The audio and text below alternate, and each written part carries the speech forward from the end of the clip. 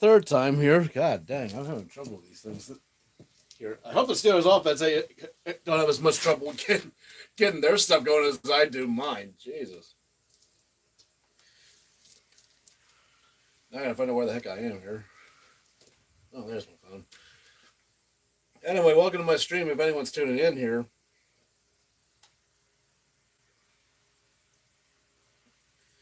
do my usual mic check here. Or well, I don't have a mic on me. I'm just using the tablet's mic. That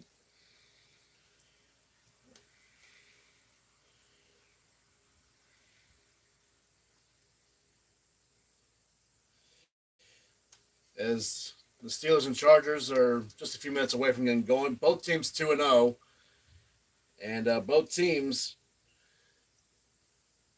with top tier defenses to as the main attribution to the 2-0 starts. The Chargers and Steelers are 1-2 respectively in points allowed. Chargers are second, and the Steelers are fifth in yards allowed. And the Steelers lead the league in the plus minus turnover ratio with +5. San Diego or L.A. Something not San Diego. F you Spanos. But anyway, Steelers +5 on the turnover ratio. The Chargers are +2, which is good for I think sixth or maybe tied for fifth. Okay, we're good. All right, we're good. We got 6 other games going on as this game goes on.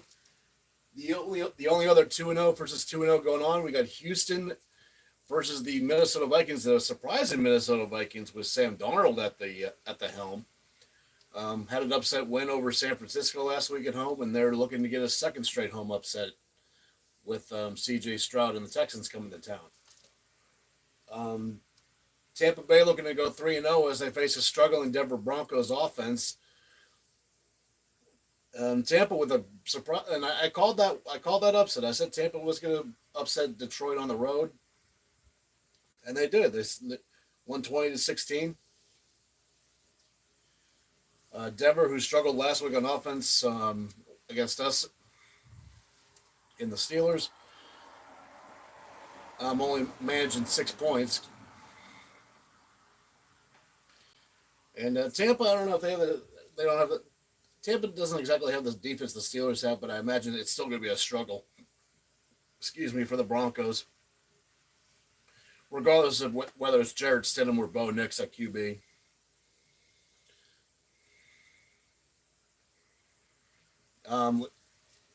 Let's see. Okay, we got the Giants and the Browns.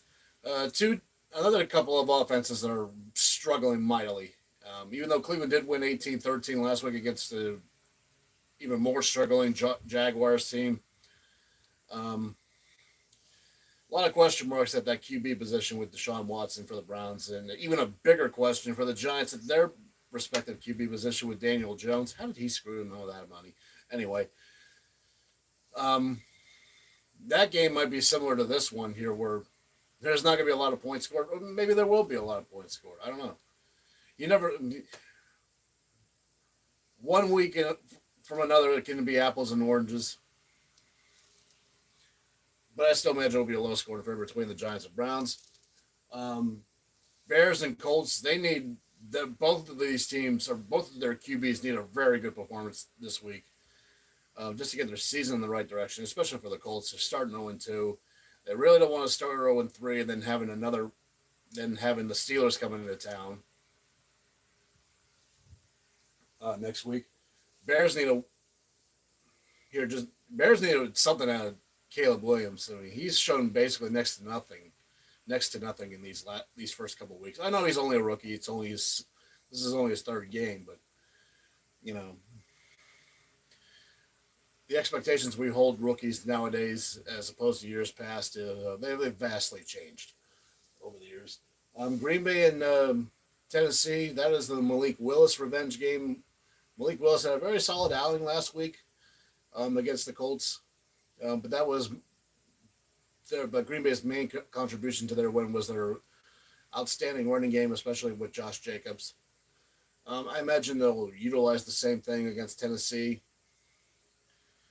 Um, they may need Malik Willis to do a little more this week though.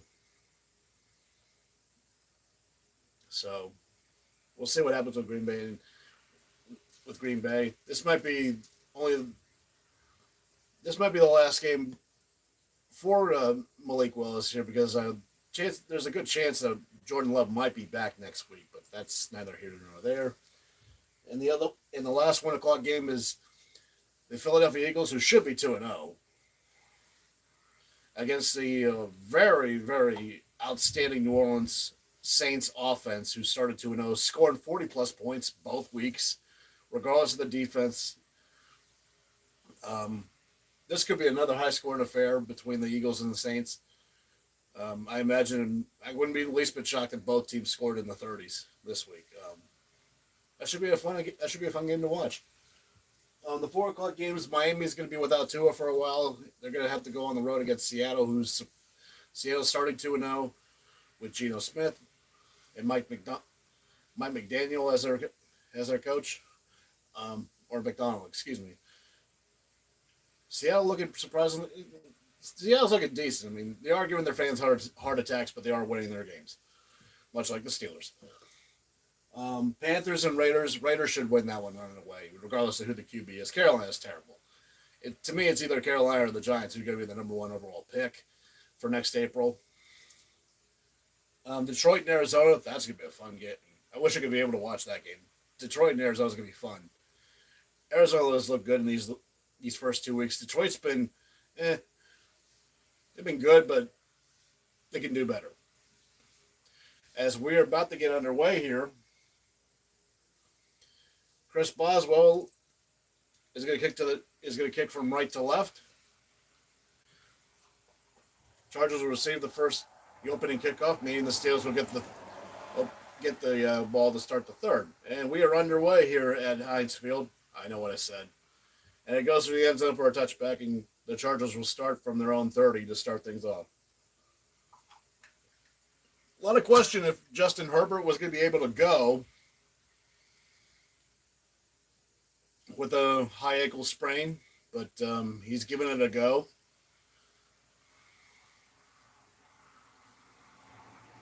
For the Chargers offense, it's basically their story is pound, pound, pound with Gus Edwards and J.K. Dobbins, formerly of Jim Harbaugh's brother, John Harbaugh's Ravens. And the Chargers have utilized them well here's J.K. Dobbins taking the first handoff here, runs to the left, and he gets 2 yards. And Patrick Queen in on the tackle there. It'll be 2nd and 8 coming up. Quick roundup on the 4 o'clock games. 49ers and the Rams playing in the IR Bowl, basically. And the Ravens and the Cowboys playing the We Need This Win Badly Bowl. Especially the Ravens. Do they really want to start 0-3 with the schedule they have coming up? And Herbert on the pistol formation on 2nd and 8. And the give is to Dobbins. Dobbins is going to run to the right, and Dobbins is going to get met at the line. And he's only going to get maybe a yard on that run. And it's going to bring up a 3rd and 7.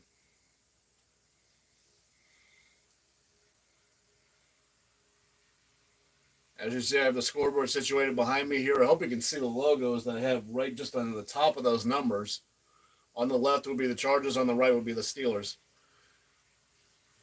13:50 to go here in the opening frame. 3rd and 7 on a shotgun with a banana bunch to the right and a sidecar left. Herbert takes the snap. He looks to his left, then fires to the middle. The pass is caught by J.K. Dobbins, and Dobbins is going to be tackled just well short of a first down. Minkah Fitzpatrick there on the initial hit. They needed 7. They only got 3 out of that one here with a great job of the. And it was Fitzpatrick and Bishop was also in on that tackle. So a quick 3 and out to start for as J.K. Scott, the Chargers punter. I imagine we'll see him in Waitman quite a few times today. on 4th and 3. I'll wait until the Steelers actually have that ball to rotate that.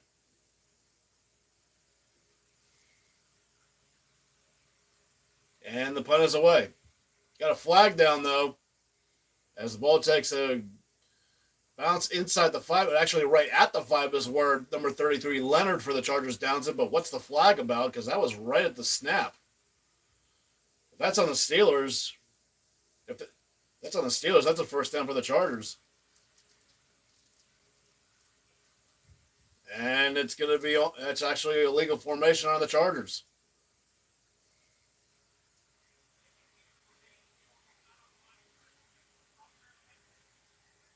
And it was Stone Smart, the tight end number 84, who was not lined up on the line of scrimmage. And instead of the Steelers having the ball at their own 5, they're going to make the Chargers re-kick this.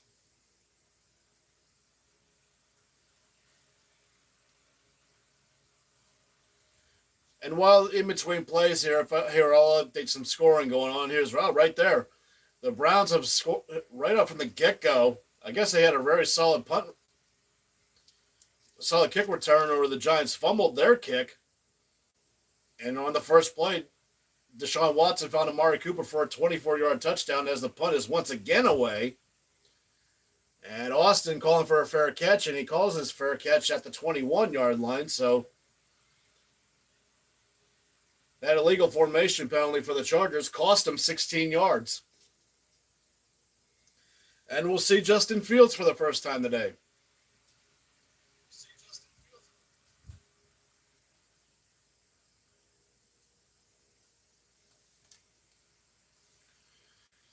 So the Browns are already up 7-0 on the Giants.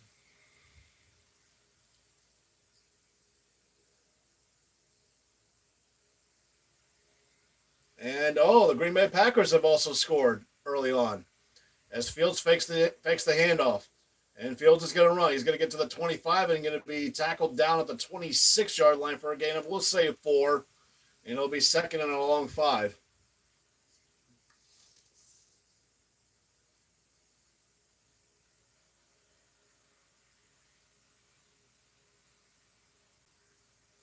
So the Packers are already up 7-0. The Browns are already up 7-0. And the Broncos are also on the board early on. Jeez, that must have, that Jake Tampa's defense, or at least for the moment. Only 4 minutes in, and Denver's already got more points than what they did last week. 7-0 Denver.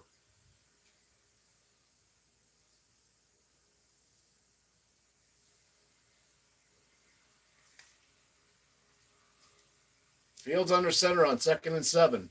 Or 2nd and 6, excuse me. Najee in the backfield. And they give to Najee. And Najee's not even going to get to the line. He's barely going to get back to the line of scrimmage, so it's going to be 3rd and 6.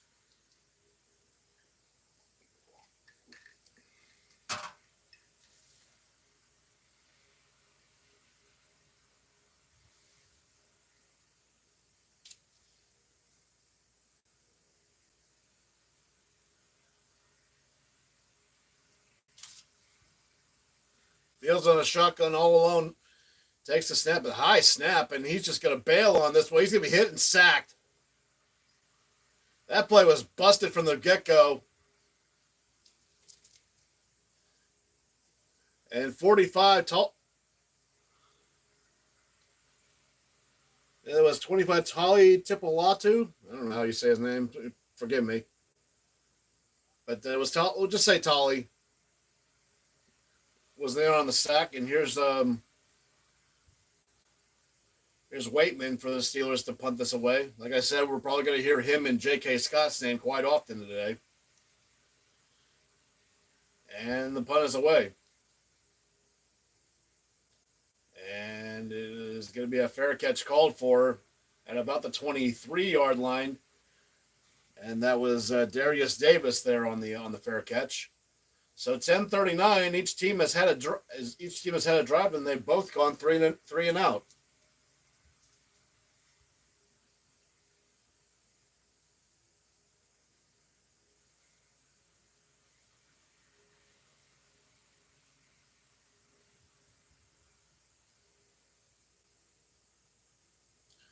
And the Minnesota Vikings have also got on the board early on. Wow, the touchdowns are starting to happen. First couple weeks, almost couldn't buy a touchdown in the first 5 minutes, and I'm seeing 4 already in the first 5. It looks like C.J. Stroud had a pick, had an interception, and Minnesota had the ball, I think, in the red zone already. And they cashed in. And Sam Darnold found Justin Jefferson.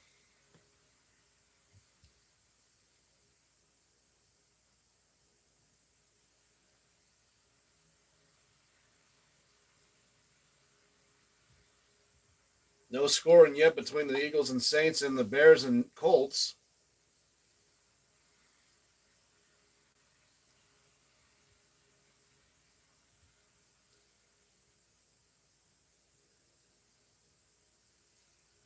Take a look at what was going on with Green Bay. How they got their score. Will Levis found a very impressive drive by Will Levis to start that game. He found a couple of receivers for 30-plus yards.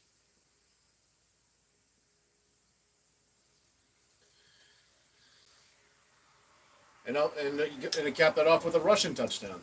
So far, so good for the Pack.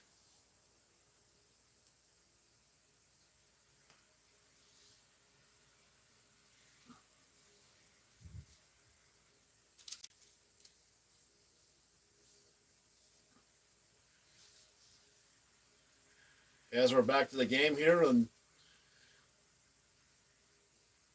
see what the Chargers can do with their second drive of the day.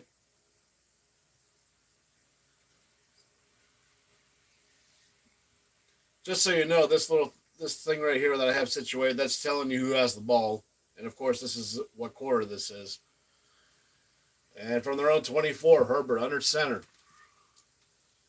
And to play action, he fakes the handoff, and he just dunked. And it looks like he throws it to Hayden Hurst, and Hurst is going to get quite a few yards. He get about 6 or 7 on that catch. Herbert was under duress. He had to get that out of there in a hurry.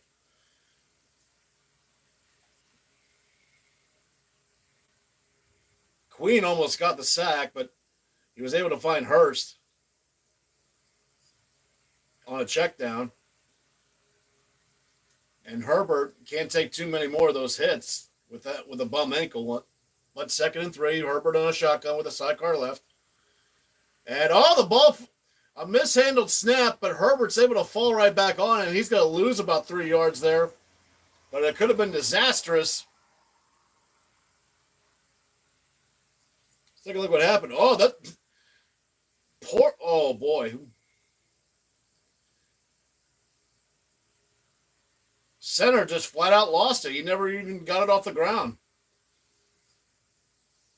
Heads up play by Herbert just to fall right back on it. They're showing third downs. Chargers were 9 of 16 on third down last week against Carolina. Got 3rd and 6 here. They need their own 34 for a first. Herbert takes the snap. He's hit. Manages to get away. The pass is caught for a first down to the 35 to the 40 and down to the 43-yard line. We do have Laundry, though. And body language is saying this is coming back. And it is coming back. It's a hold on the Chargers. And it's their first-round draft pick in this past April, Joe Alt. As he got caught holding on T.J. Watt. That was Ladd McConkey that the Chargers managed to get that on the catch, by the way, but it doesn't count. Ladd McConkey also a draft day acquisition this past April. 9 minutes to go here in the first. It's now 3rd and 16. Again, they need their own 34 for a first from their own 18-yard line. Herbert alone on shotgun. Takes the snap. Drops back. He's looking. Last time, he's just going to dump this one. The pass is caught, but it's going to be way short of a first down. And that was number 88 for the Chargers. That was Hayden Hurst on the catch. fell down, but he wasn't going to get the first down anyway. And the punt unit is back out there. It was Will Dissly on the previous catch earlier, by the way.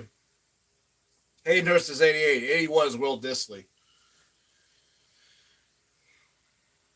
As J.K. Scott, we'll see him already for the second time in the game. We're barely at the halfway mark of the first quarter.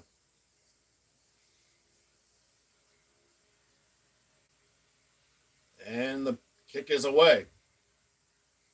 As Calvin Austin is going to call fair catch. Nope, he's going to return it from his own 10 to the 15 to the 20. And is going to be tackled at the 23-yard line, so a return of about 12 yards. So the Steelers, with 7:48 to go in the first quarter, will start their second drive. And we go to commercial. Got 3 of you watching. Thank you for tuning in. See if there's any update on the out of town scores here.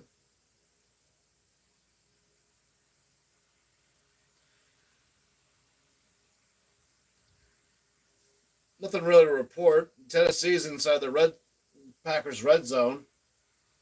Same with the Saints.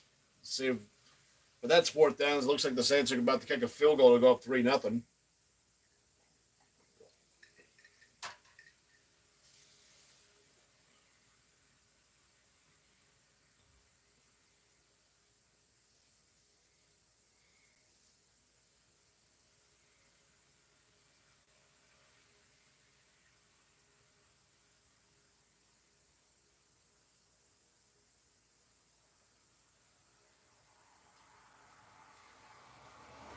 And the Saints did kick that field goal, and it is 3-0 Saints over the Philadelphia Eagles. I mean, the Saints were my surprise playoff team in my bingo prediction earlier. Basically because I'm like, well, they did just miss the playoffs last year. And I figured with any kind of improvements to their offense and on both sides for that matter, that they could probably be either maybe contending with Tampa for the division, which right now it looks like that, or getting in as one of the wild cards.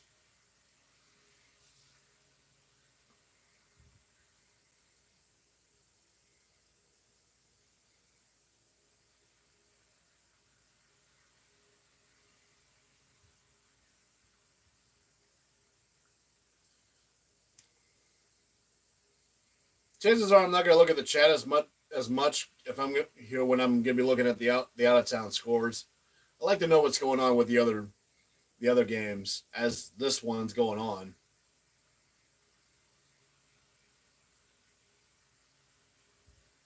And the Steelers will start their second drive from their own 24. Fields on a shotgun with a sidecar left. That's Najee as the sidecar. Takes the snap. Looks right. He's under pressure again. He's going to get hit and sacked again.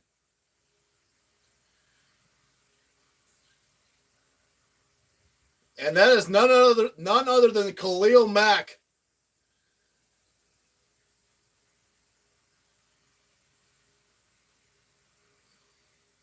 Oh, boy. Lost 8 yards on that one. It's going to be 2nd and 18.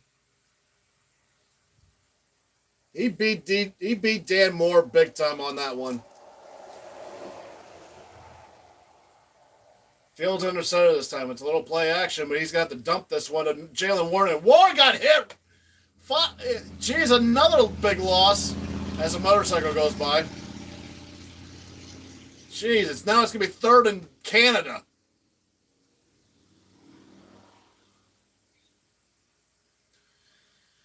Oh, a sack for an 8-yard loss, then a dump off to Jaylen Warren that got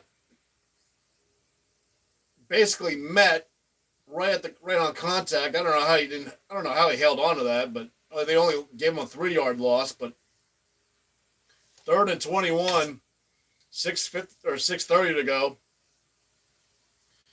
Fields just takes the pass is caught by Pickens, but Pickens is going to get 3 yards. That was Well, I did say the Chargers had a top tier defense showing off in spades. They've already gotten 3 plays of negative yards.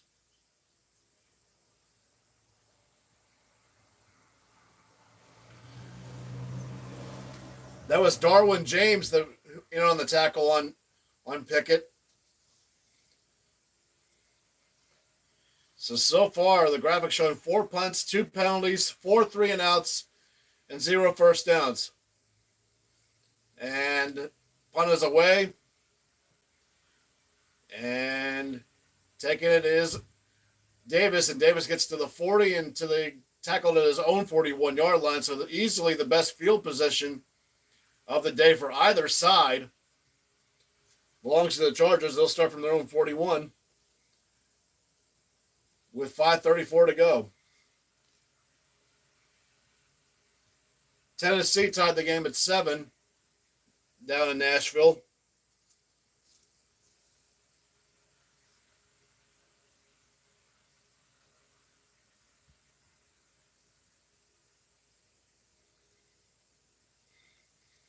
Starting to look like the scoreboard I have behind me is not going to be used a lot.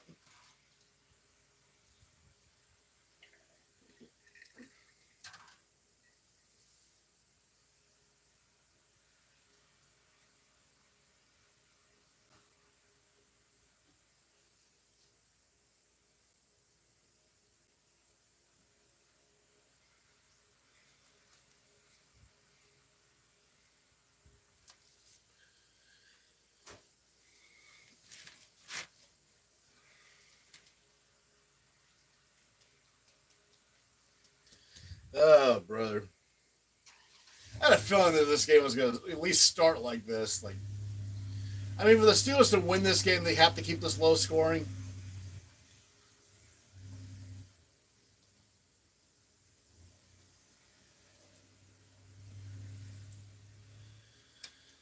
But, man, we got to get something going on offense. Here's the thing. If you look at the Chargers' defensive numbers here, and you look at our offense, and you're going to be like, are we going to be – you could look at that and say, how can the Steelers even score 10 points on those numbers? And right now, we don't even look like we can even get to midfield.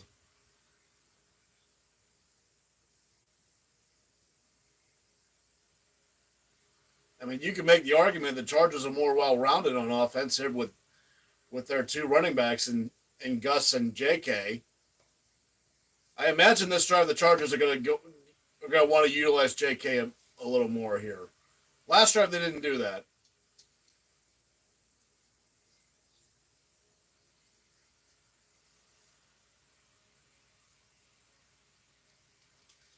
Especially with the good field position they have right now. I think it's like, all right, let's give Gus and J.K. the ball here and let's pound this rock. As Herbert on shotgun fakes the pitch, pass caught for a first down inside the 50 and tackled at the Steeler 46-yard line is Ladd McConkey.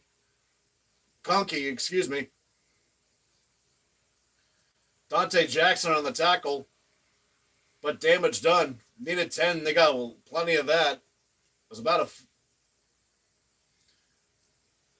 a 16-yard gain on that one.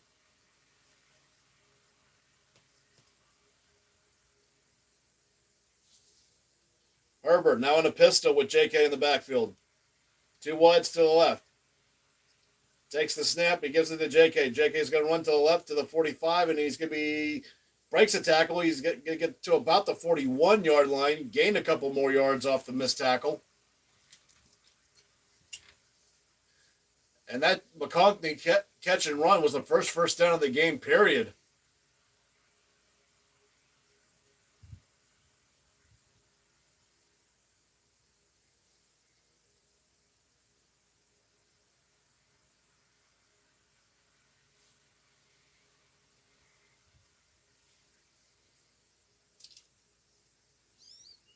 Second down and 5 with 4:15 to go in the first. Again, the pistol is Herbert. And the give to J.K. J.K. is going to get a first down on the 35 to the 30. Great block up front. And he's going to be tackled at about the 28-yard line by Joey Porter Jr. It's going to be a Charger first down with 4:02 to go. And I said it. I said with that field position that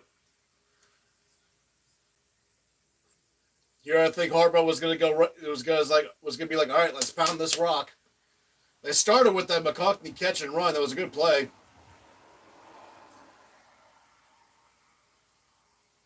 But the Chargers driving. They're at the Steelers 28, well within field goal range for Cameron Dicker. And the give is to Gus Edwards this time, and Edwards is going to get just to the line of scrimmage.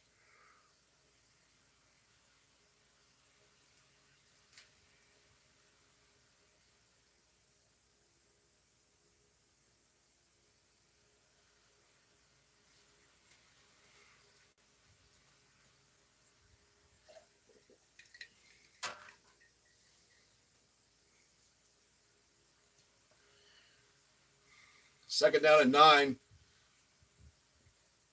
Great drive so far by the Chargers. I would love to have 7 instead of 3. Herbert on a shotgun with a sidecar right with 3 wide still left. He takes the snap. He looks left. Fires up. Wide open. It's going to be a touchdown. Is that Quentin Johnston? Yes, it is. Holy cow. How did Quentin Johnston get that wide open? Even though it was a banana bunch far left, but man, how do you leave him open?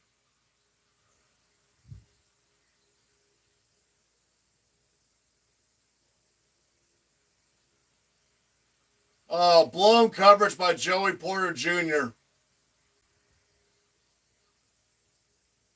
He left Quentin Johnston alone, and Fitzpatrick had no chance.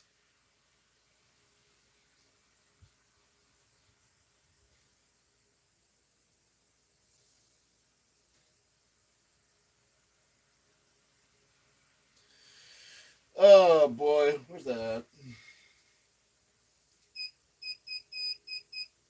Extra point is good. And 2:46 to go in the first, and the Chargers strike first.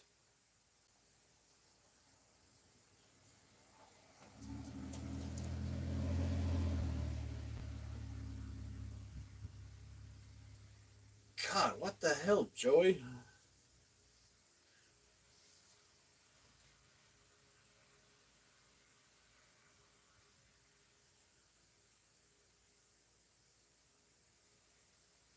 I guess Joey was counting on Minkah to be there for once the ball got there, but it wasn't even close.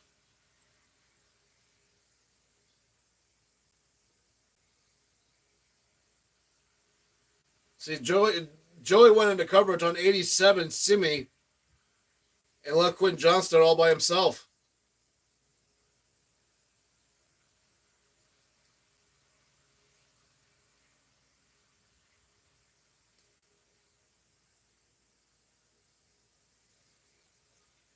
Turn that back.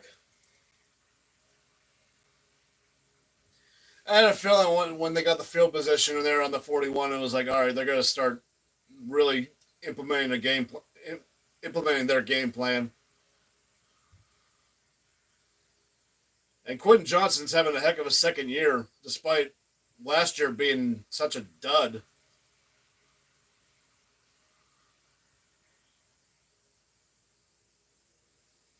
But so far, he's been Justin Herbert's favorite target this year, and it's paid off in spades for now.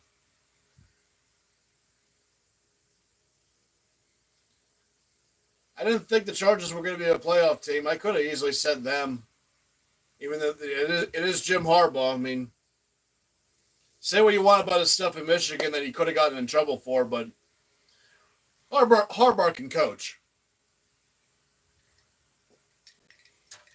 And yeah, they're showing the graphic. Johnston only had 2 touchdowns last year. He's already got 3 this year, and we're only through 9 quarters.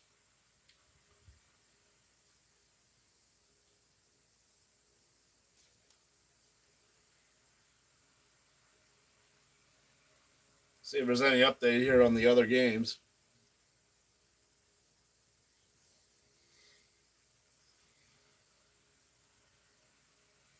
Kick is away, and it looks like that's just going to go through the end zone. And it does. That's where this. And the Steelers will start from their own 30.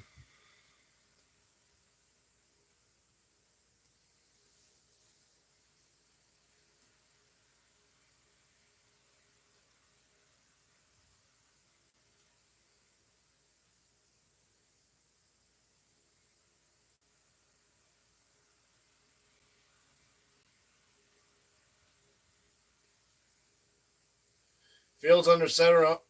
Fields under center. Warren in the backfield. And the pitch to Warren. He's going to get to the 30, and he got drilled at the 31-yard line. That was Darwin James. James again. Second time we called his name. Jeez, he just plowed him.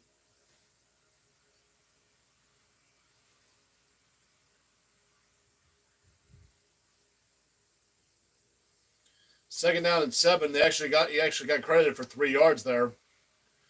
2:14 to go in the first. Again under center. Play action bootleg to the right. Fields just going to dump it to Hayward, and Hayward's only going to get 2 yards.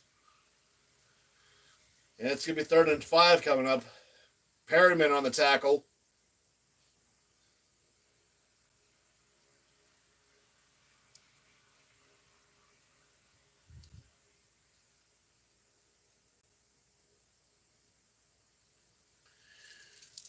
Keep in mind, Russell Wilson is inactive for this game, or is considered the emergency third guy.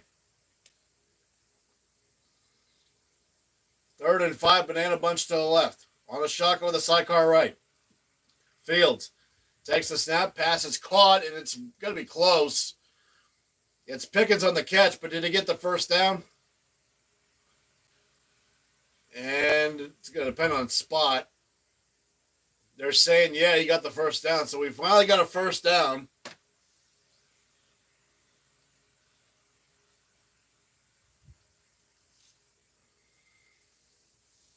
And it looks like they need to get exactly the 40 for a first. It looks like that's exactly where he got it. So our first down of the game, finally. Fields under center. Najee in the backfield. And the fake and he's going to dump it to Najee. Najee gets to the 45, and he gets tackled at the 46-yard line for a 6-yard gain by number 0. That's Hentley. And the hell? Denver's up 14-0 on Tampa? What the hell's going on in Florida?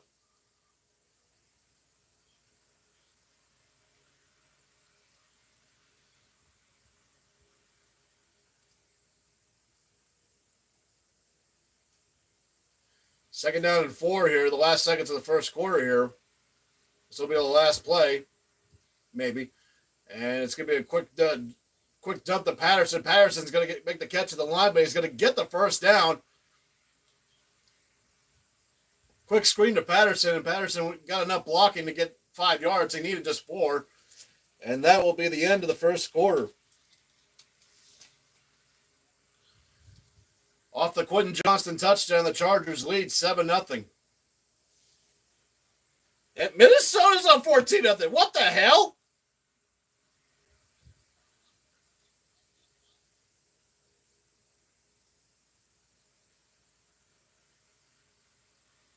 Like, we live in a world with Sam Darnold's passing for 2 touchdowns. Jesus Christ.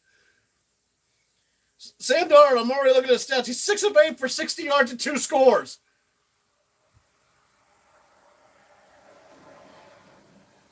People were writing this team for dead, me included, that they lost J.J. McCarthy.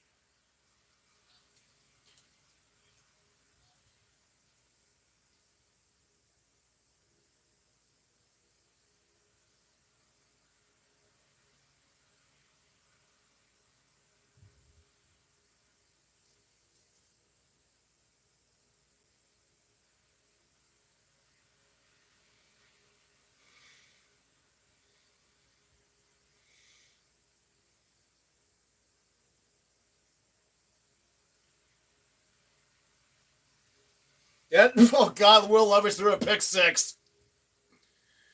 Will Levis does it again.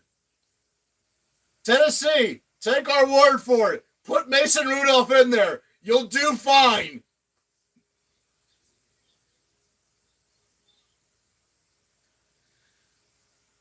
Oh my God, that's the third straight week he's. I mean, I didn't see the play. I don't even know if it was a bad throw or if it was a batted ball or whatever the hell. But the fact that 3 straight weeks he's something that has happened because of him that has changed the complexions of games.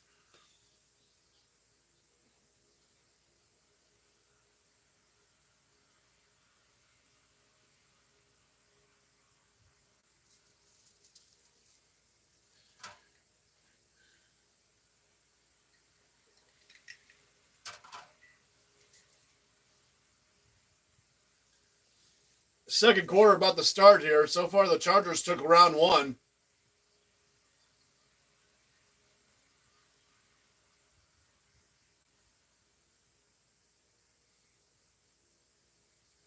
And, oh, wait. Wow, the Chargers have not started 3-0 since 2002. Damn.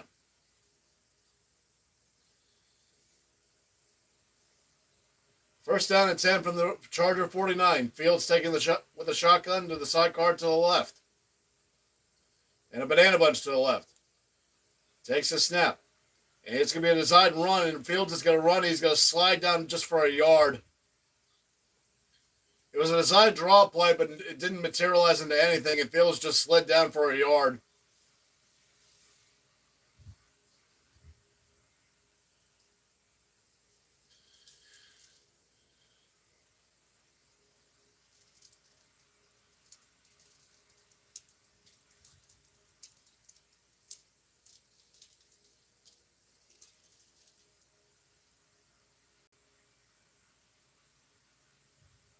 Second down 8. Now banana bunch to the right on a shotgun. Fields fires. Pass caught. Freiermuth. He's got a first down to this Charger 48-yard or 38-yard line. Excuse me.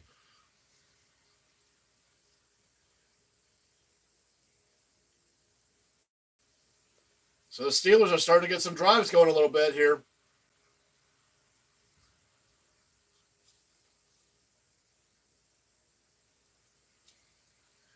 We'd love to see a touchdown though, because I know we're corn fed on field goals, but we need touchdowns in this game. Not against that offense and defense. Fields under center from the Charger 38. And the pitch to Najee to the left. And Najee's going to try and turn the corner. He's going to lose 2 yards. Great penetration by the Chargers defense there. 45. And that is Tully. Again, we've said his name twice already, Tully. With his second tackle for a loss of the day already.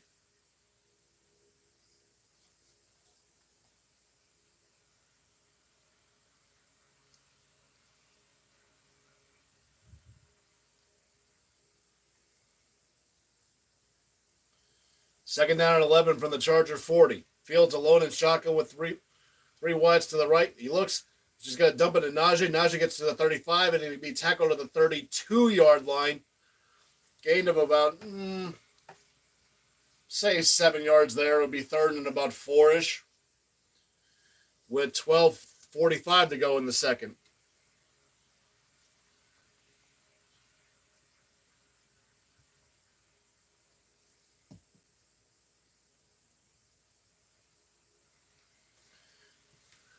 Need this third down here, guys. 3rd and 4. Takes a snap. Looks. Passes. Caught by Scotty Miller. He's got a first down to the 30, to the 20, to the 15. It's a first, and they're inside the red zone. That was Scotty Miller, the speedster, formerly of Tampa Bay.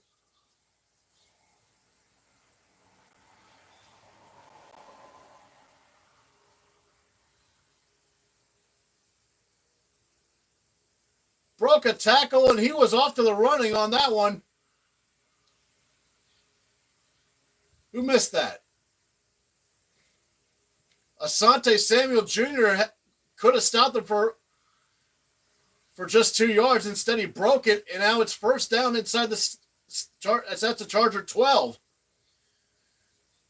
Fields gives the Najee to the 10. He's going to be tackled at about the 9-yard line for about a 3-yard gain.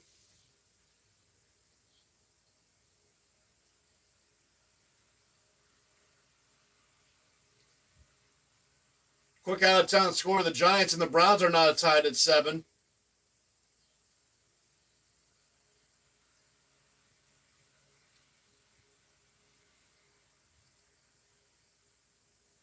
So at least the Steelers are having a reasonable, or hopefully we can get a touchdown to answer answer theirs. Fields, shotgun, takes the snap. He looks, and he dumps it. I thought he was going to run with it, but then he threw it at the last second to Cordell Patterson, and he catches it at the 5. They stripped it off, but he was well down. He was already down. So it's going to be 3rd down and about 2. A long 2. We'll give it a long 2. It looked like Fields was just going to run with it, and then he just gave it to Patterson at the very last second. He was well covered. Did he even catch that? Yeah, he somehow caught that. I thought that hit the ground. Anyway, shotgun, 3rd and 3. Sidecar left, and that's Warren in the left. And he fakes it to Warren. Fields in for the touchdown! On an option run, Fields found the hole, and it's a touchdown, Steelers.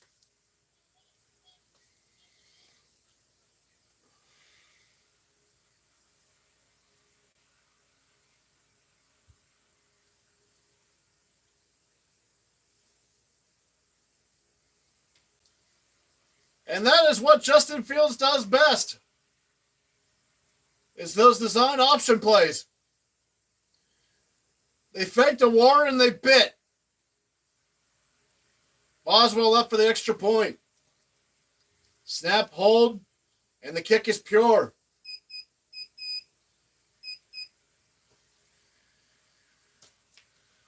Steelers answer.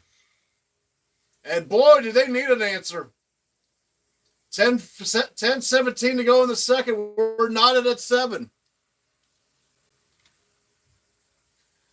Oh, man, we needed that. We needed that drive at that moment.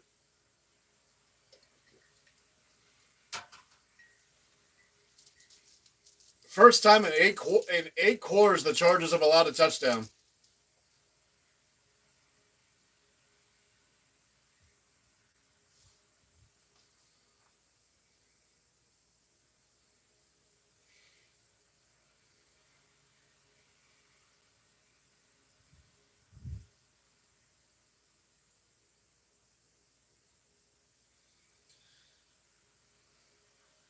Still scoreless between the Bears and the Colts at the end of the first. I've already said 17-7 Green Bay on Tennessee, 7-7 between the Browns and the Giants. Still 3-0 Saints over the Eagles, 14-0 Vikings over the Texans, excuse me. And it's still 14-0 Denver over Tampa Bay. I cannot get the heck over that one. What is going on with Tampa Bay?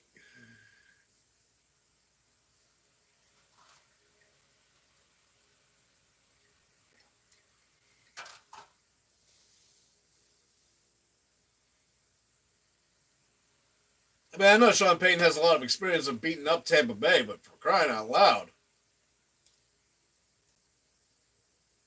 That's why I said in my prediction video, the NFL sometimes stands for no effing logic.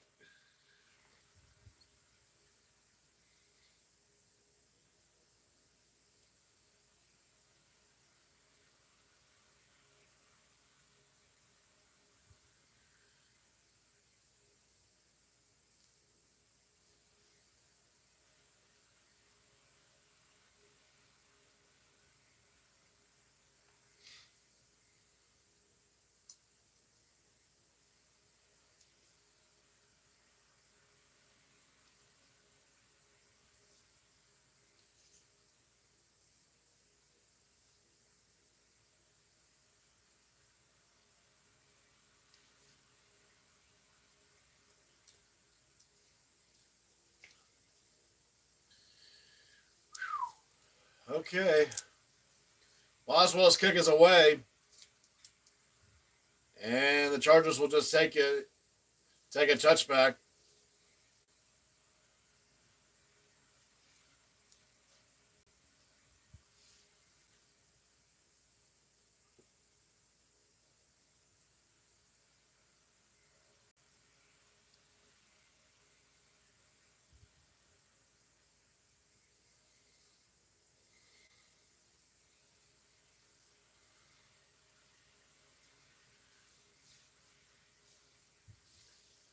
See if the Chargers can answer themselves from their own 30.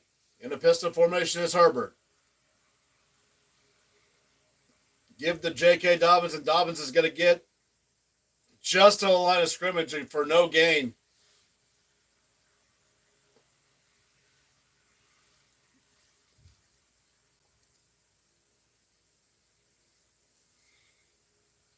It'll be 2nd and 10.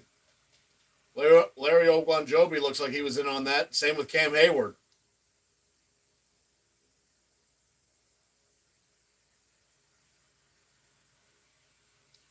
Yeah, there's a bunch of Steelers on that one. This time Herbert's alone in shotgun with 3 wides to the right.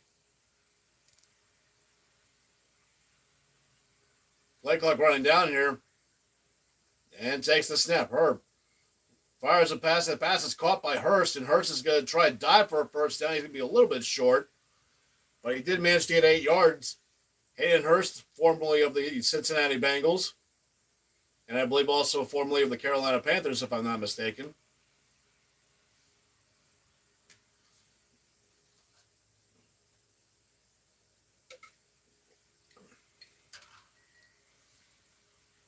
Herbert so far 6 of 6 for 65 yards. And, of course, the touchdown to Quentin Johnston. 3rd and 3. They need their own 40 for a first. And the pitch to Dobbins. Dobbins makes a nice cut. He's got a first down to the 40, and he's going to be tackled at the 43-yard line. Nice cutback to find that open hole to get the first down. Needed 3. He got 6.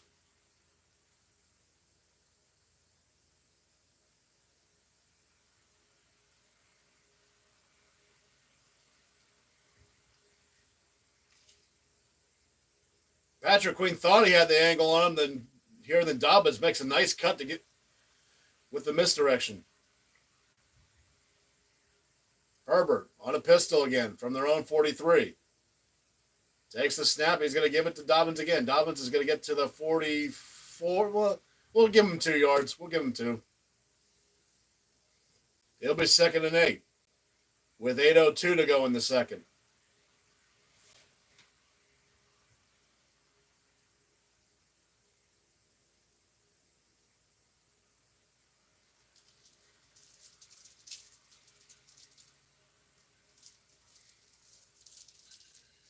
So far, Dobbins 7 rushes for 30 yards.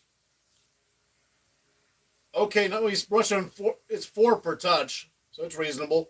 2nd down and 8 from their own 45. Need the Steelers 47 for a first. Herbert fires, pass, caught as a wide open Johnston for a first down to the 45 to the 40 and tackled at the 47-yard line.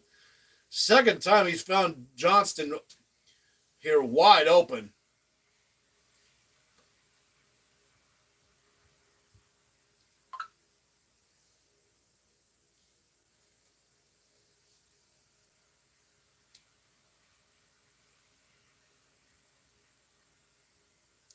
And so far, Joe Alt, who has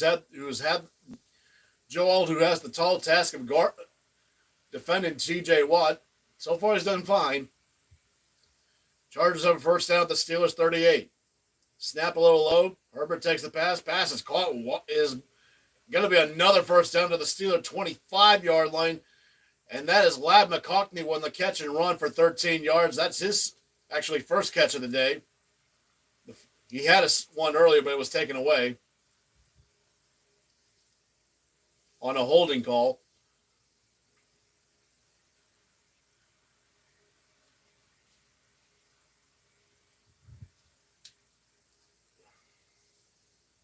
So here come the Chargers again.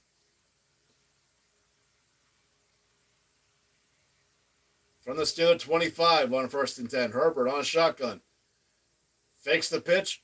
Now he's looking to his left, and the pass is caught and tackled for a 5-yard gain. That is going to be Will Dissly on the catch, and it'll be 2nd and 5 coming up. So far, Herbert, despite having a question mark whether he would actually be able to go with that high ankle sprain, he's been pretty solid, or at least in these last couple of drives, he's been very solid.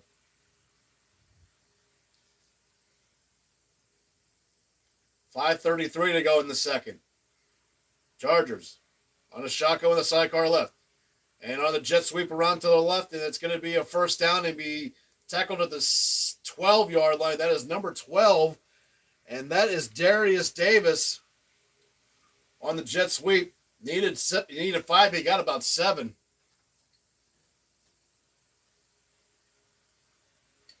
Oh, can we hold to a field goal here? Speaking of a field goal, Denver's added a field goal to their lead. It's now 17-0.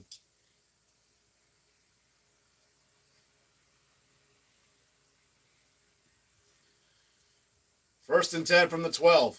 On a pistol formation is Herbert. Herbert in the give to Dobbins. Dobbins gets to the 10, and he's going to be tackled at the 10 by Queen. And Loudermilk for just a 2-yard gain. It'll be 2nd and 8 coming up with 4:37 to go. So far, no incompletions between the two quarterbacks. Fields is 10 of 10 for 58. Herbert right now 9 of 9 for 100 in the score.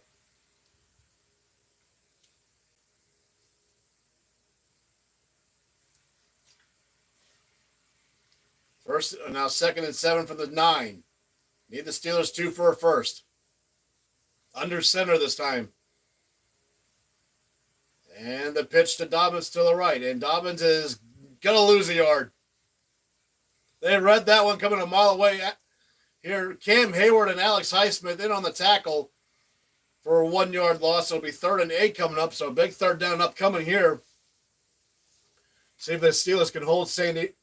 I keep saying San Diego. Hold the Chargers to a field goal. I'm sorry, but I feel like the Chargers should still be in San Diego.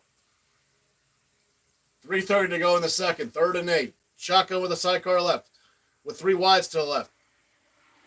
Herbert takes the snap. He looks to his left. Now he looks middle.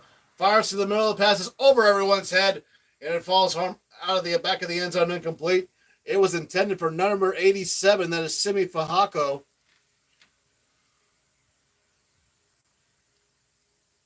And that's the first incompletion of the day for either side. And it'll bring up Cameron Dicker.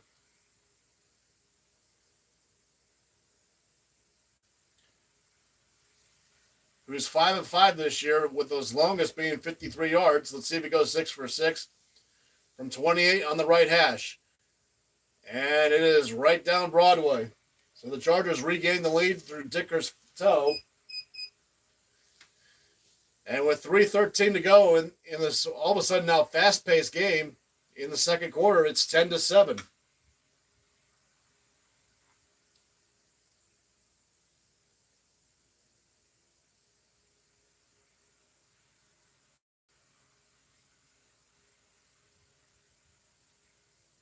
Eric, I just got your message. I don't know if you're listening to me, but that apparently Anthony Richardson threw a red zone INT or something.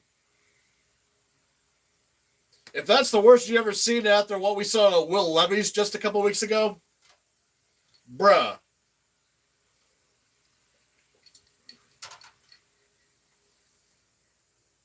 I saw the Colts were driving. And now Caleb Williams just got picked off. Let me take a look at the stats here real quick here in this game. Caleb Williams, 6 of 12 for 74 yards and the pick he just threw. Here's Anthony Richardson, 3 of 7 for 70 yards. And he threw in the pick that was aforementioned. I haven't seen that yet. I imagine I'll see it sometime.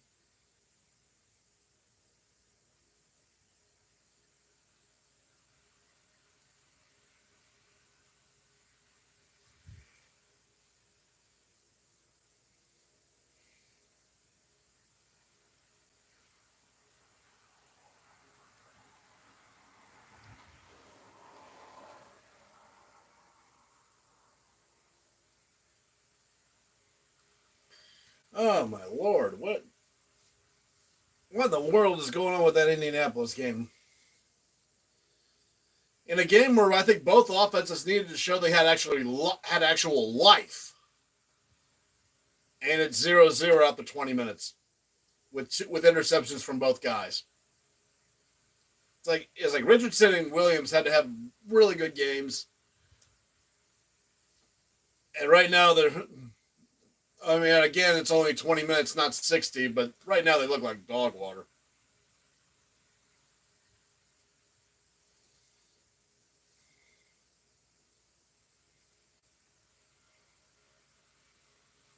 Showing Arthur Rooney the second, looking an awful lot like his dad in his later years.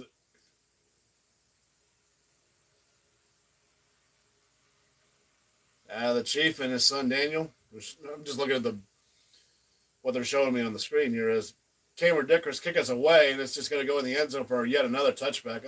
We haven't had a kick return yet. We've had a couple of punt returns, but that's it.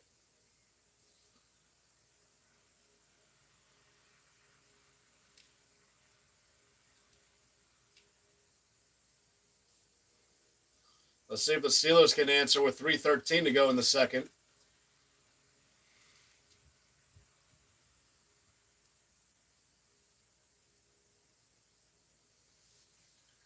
From their own 30, Fields under center on an I formation. And they give the Najee. Najee's going to get a yard, if that. It'll be 2nd and 9.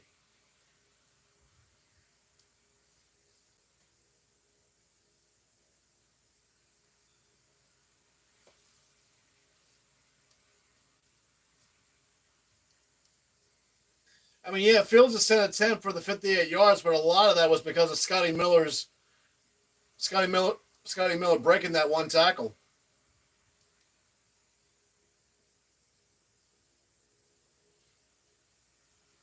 Fields, play action, fires the pass. Pass is caught by Freiermuth, and Freiermuth is going to be a few yards shy of a first down. He got to about the 36. And the clock winding with 2:26 left.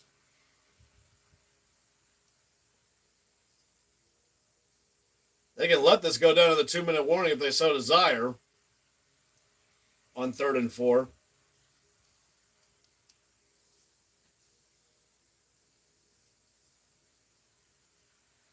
And both teams have all 3 timeouts. And this will go to the 2-minute warning.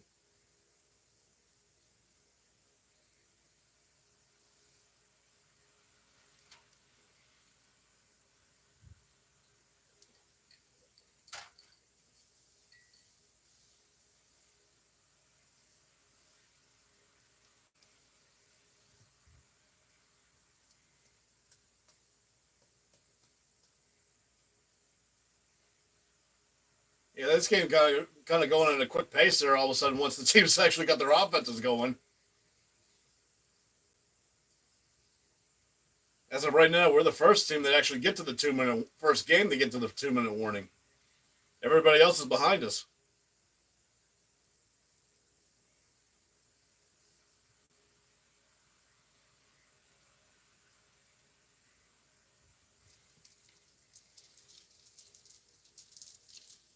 And up, the Colts are on the board.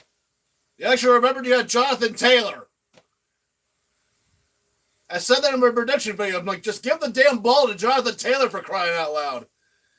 And he just broke a 29-yard touchdown.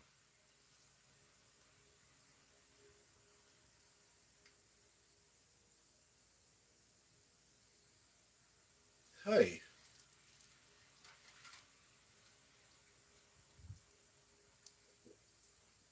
A problem we're going to have to deal with next week.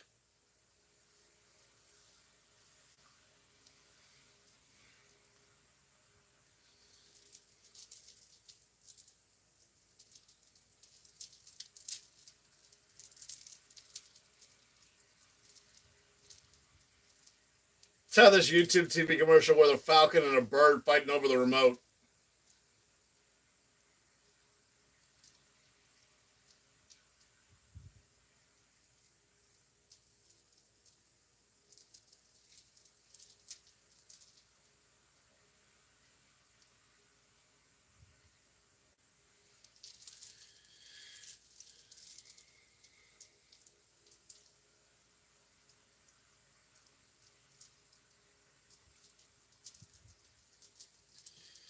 Oh boy. Okay.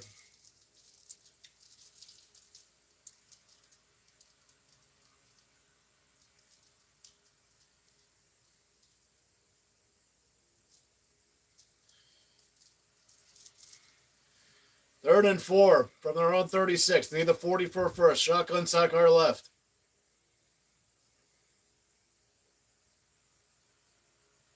Fields takes the snap, looks to his right. Pass is going to be bobbled and dropped by George Pickens. Asante Samuel on the coverage. I don't know if Samuel got his hand in there or not.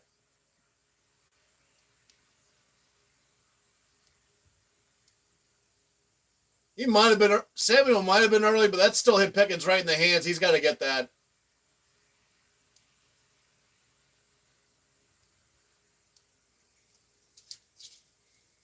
So the Chargers are going to get the ball here as Waitman's kick is away. And a fair catch call. Great punt there. Fair catch call for at their own 8-yard line by Davis. Let's see if the Steelers can keep it 10-7 before the half. Keep it 10-7 at the half, excuse me. And keep in mind the Steelers will get the ball to start the third.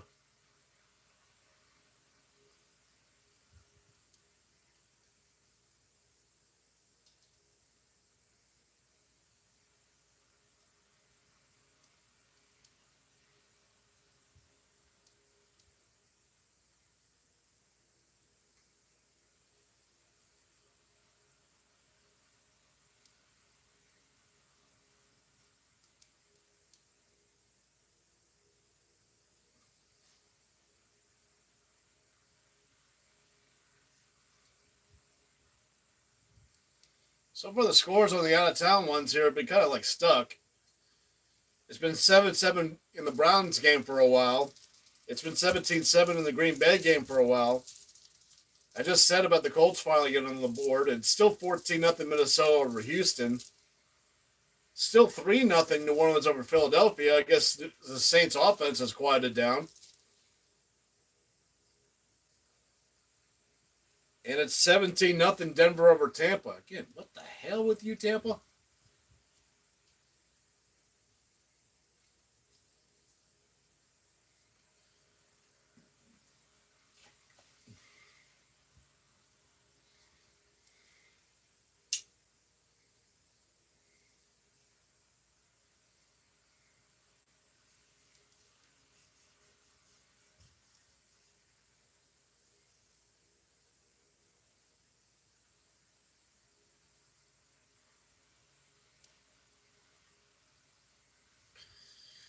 Okay. Maybe a turnover here would be nice. They are starting their own inside their own 10.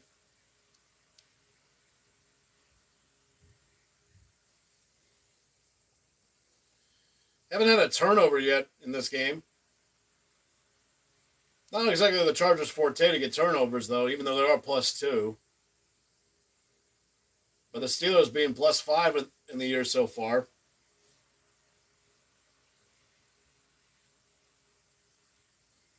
Yeah, that last drive the Chargers had took up 7 minutes. That's classic Steelers drive. That's how Jim Harbaugh likes to operate, too. 1:50 to go here in the half. Herbert, alone in shotgun with 3 to the left. From his own 8, takes the snap. He looks under pressure, gets it off. His pass is caught for a first down to the 20 to the 25-yard line. And that is Simi on the catch and run. And we have a man down for the Steelers. That is Dante Jackson. He's holding his arm. Dante Jackson, the trade acquisition that we got from Carolina to send Deontay Johnson over there.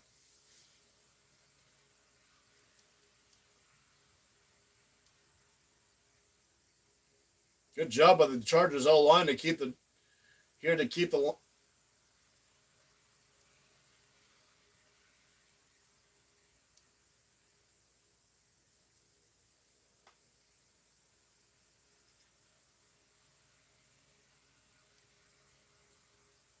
Dante holding his right shoulder. Not knowing if he may come back in the game, maybe not. And the Steelers got charged with a timeout with that injury, stopping the clock at 1:38. Herbert already with 5 passes over 13 with 13 or more yards. Herbert on a shotgun with a sidecar left. 3 wides to the right. Takes the snap. And it's a draw hand up to Dobbins. And Dobbins can get maybe 3 yards on that run. And clock continues to run with 1:30 to go. Chargers on a no huddle. Do have all 3 timeouts.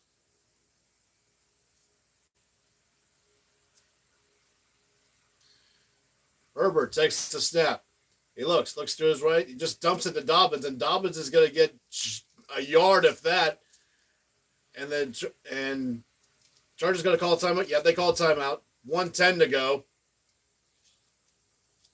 Harbaugh wants a flag for a late hit, and it's going to be 3rd and 6. Oh, excuse me, the Steelers call a timeout. Here, I take that back. It wasn't the Chargers that burned, it was the Steelers that burned. So 1:10 to go. The Steelers have only 1 timeout left. A quick commercial break here.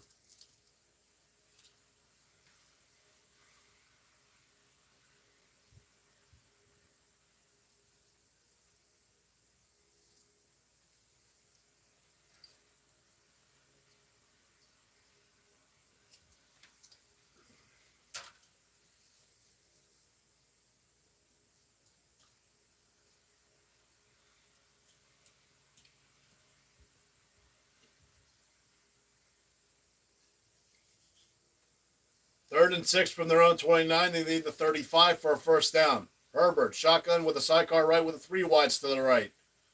Now motions a man left. Takes a snap.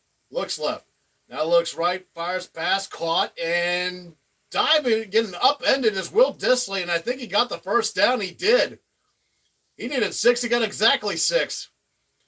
And with 1:03 to go in the second, now the Chargers, I think, just utilized their first timeout.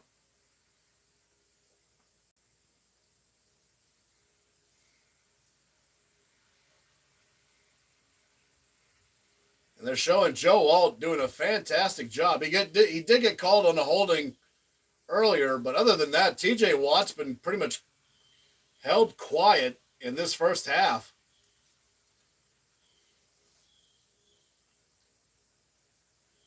That's what they got Joe Alt for, was for those pass rushers, especially when you're playing against guys like Max Crosby and the Raiders twice.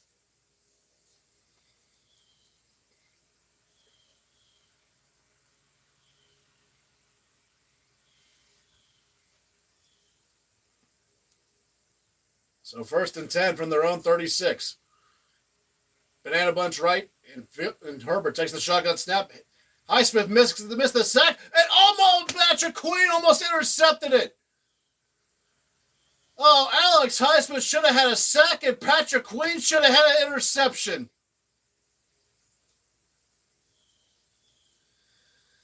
That was intended for Ladd McConkey.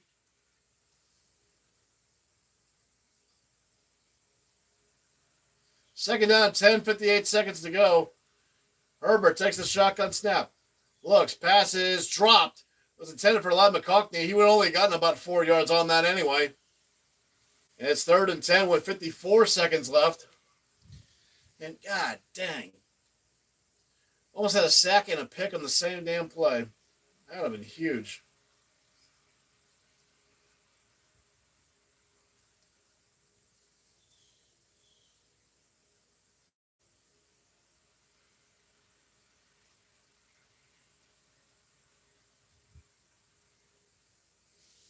Third and 10. This time, Herbert with a shotgun sidecar right, 3 wides to the left. And no, was it a delay again, or did they get the timeout? No, they got the timeout.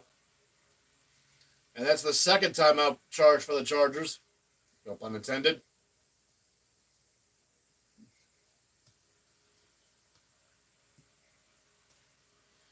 Oh, can we get that back? Can we get that back and maybe have a shot at a field goal before the half ends?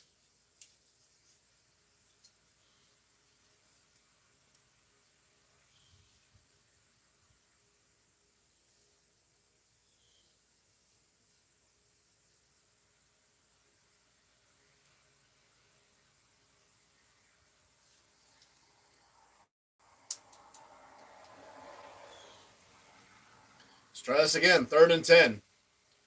They need their own 46 for a first. Herbert on shotgun. Takes a snap, but it's just a draw hand up to Dobbins, and Dobbins just gets to the 40. And the Steelers will call their last timeout with 52 seconds left. It'll be 4th down. So the Chargers basically gave up on that one. Playing that one conservatively, it looks like. And just look to see how, just to give them, try that again, just driving the Steelers deep in their own territory.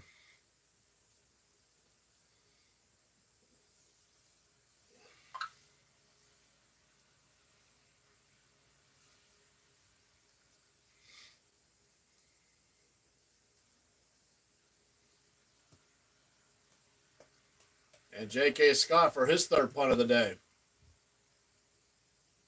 And it's away. And Austin's going to call for a fair catch at his own 13-yard line. And with 44 seconds left in the second, let's see if Fields can orchestrate something to get Boswell a shot to tie the game.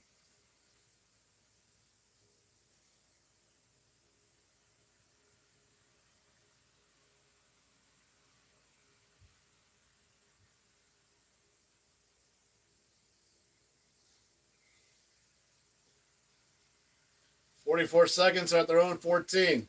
Fields under center. Or, excuse me, on shotgun. Takes the snap. Looks, pass caught for a gain of 9. And that was Austin on the catch, but the clock is ticking. 33 seconds. Running the hurry up. 30, 29. On a shotgun. Takes the snap. Fields looks right. Now looks left. Scrambling left. He fires deep left pass. Caught Pickens at midfield! With 19 seconds left, and they got a chance to get, they need probably 10 or 15 more yards to give Boswell a chance.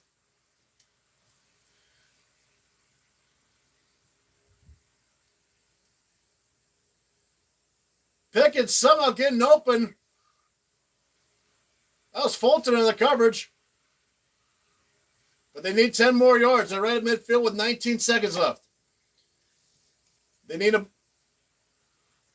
Fields looking. Can't take a sack. He passes. Caught. Fryman, is it a fumble?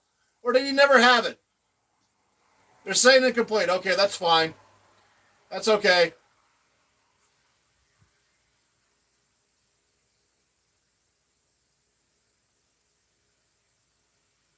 Okay, yeah, he never had it. He never had it. I thought it was a catch, and then he fumbled it without being touched. Which I can live with. I can live with the completion there. 14 seconds.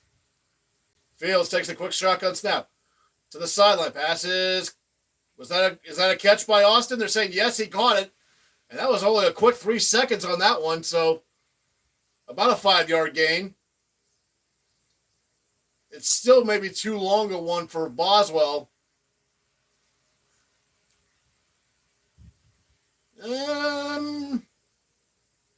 Catch, 1.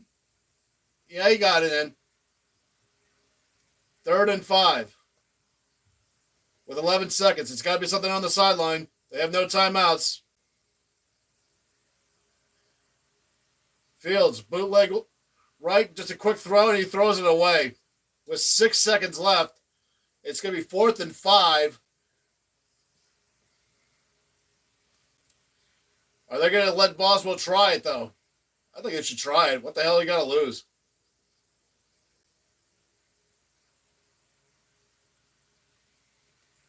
They're going to try it.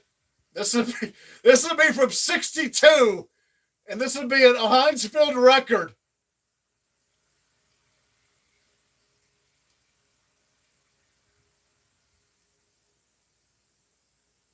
And the Chargers will call a timeout and keep it. Yeah, they're going to keep. They circled the guy in the end zone here. This could easily be returned back. Make Boswell think about it.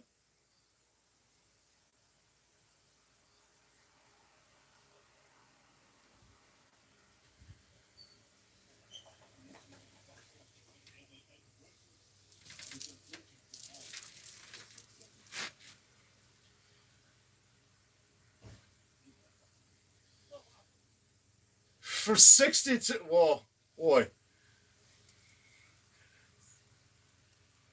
Boswell, you're really going to be the MVP if you hit the hell out of this one. This will be from the left hash. Oh, man. For a stadium record, 62. Snap, hold. It's up. It's way off. Way off. And no shot. It's no good. There's still 1 second left.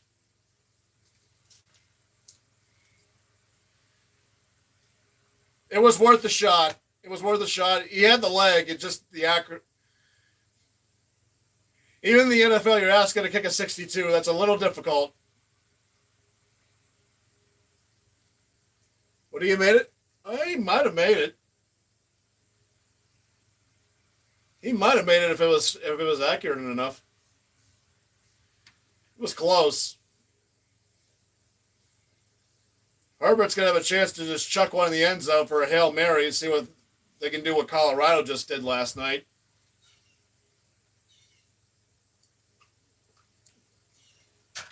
I'm not going to feel bad about the Boswell thing. Like, 62 is a hard field goal to hit.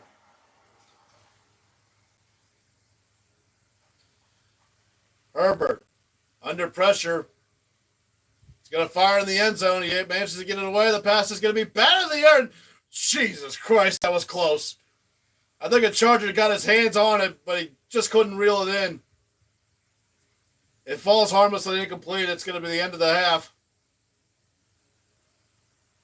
Oh, boy. Simi got his hands on it. He almost got that.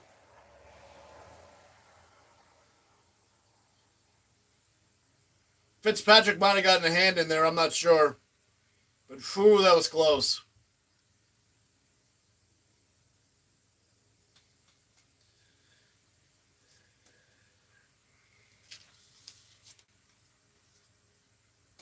So it's 10-7, Chargers at the half. Where I'd like to be 10-10, but damn, that's a tough field goal to hit. And that stadium, it was on the open end, too.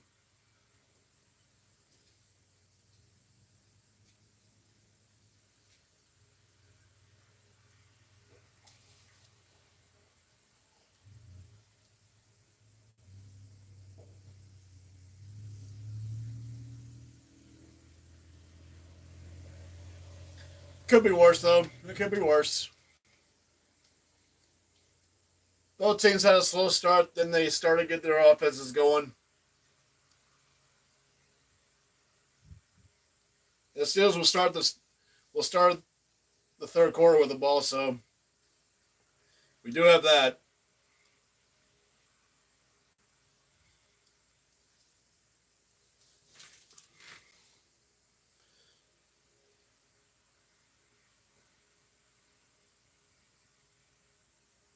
Oh, Alex Highsmith got hurt. Dang it. Damn it.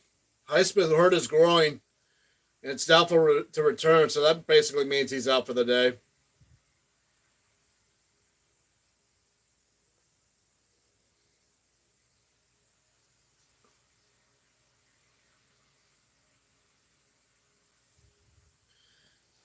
Take a look at our first half numbers here. We'll start with the quarterbacks. Herbert, 12 of 16, 125 in the score. Pretty solid. Pretty good numbers there for Herbert. You know, he didn't put up that many yards in his first two games, but he didn't need to. He was basically relying heavily on the run game with Edwards and Dobbins. Justin Fields, 14 of 17, 105, for 105 yards. They're okay numbers. They're pretty okay numbers. I mean, better than last week. So far, already better than last week. So, I mean, he did throw a touchdown last week, but numbers-wise, they're a little better than what it was last week at Denver. Just hope we actually have a second half offense as opposed to what we had last week. On the running, J.K. Dobbins, 11 carries, 39 yards. Davis and Edwards each had one carry for 8 and 1 yard, respectively. Which brings it to. And Herbert had a run. I guess they counted one as a run, but he got no yards. So altogether, 14 carries for just 48 yards. Here we're all together, which is actually pretty good. I like seeing that. I like seeing if you're a Steelers fan, you're seeing that the Chargers have only run for 40 some odd yards in the first half on a team that basically is good.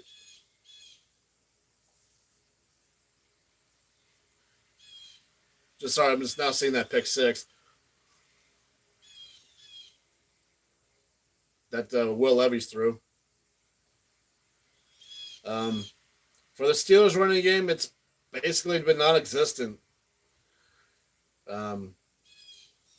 Only 9 total runs between Fields, Harris, and Warren.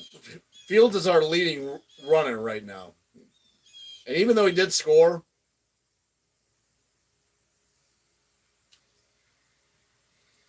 9 total carries for just 14 yards. Yes, we ran for a touchdown there.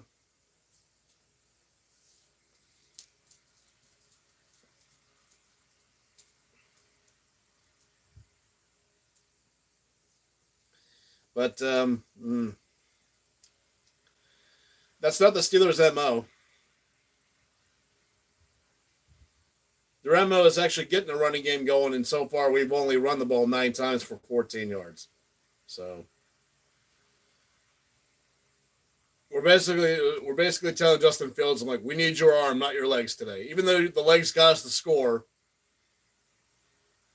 But the way the Chargers are playing, especially with Herbert looking pretty good on the air, I'm like, you're going to need Fields to be pretty good in the air too. He's been all right.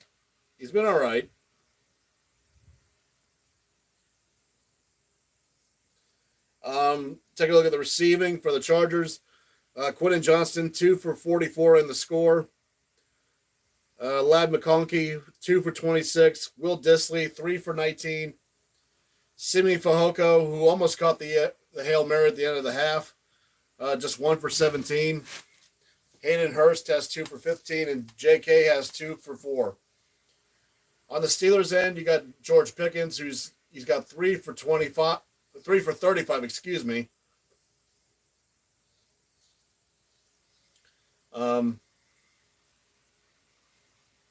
But they were basically the meat of that was that 27-yard catch that got the Steelers close for that field goal at the end of the half, but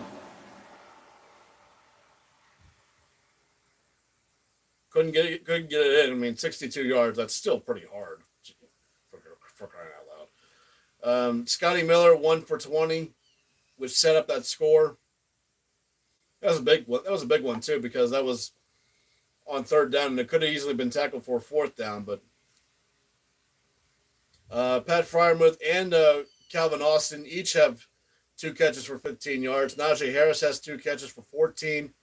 Cordell Patterson, 2 for 9.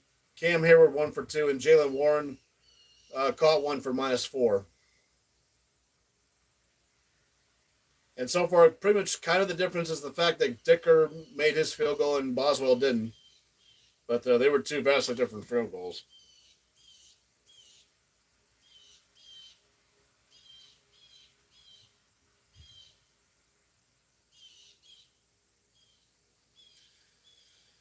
Let's get to some out of town scores here.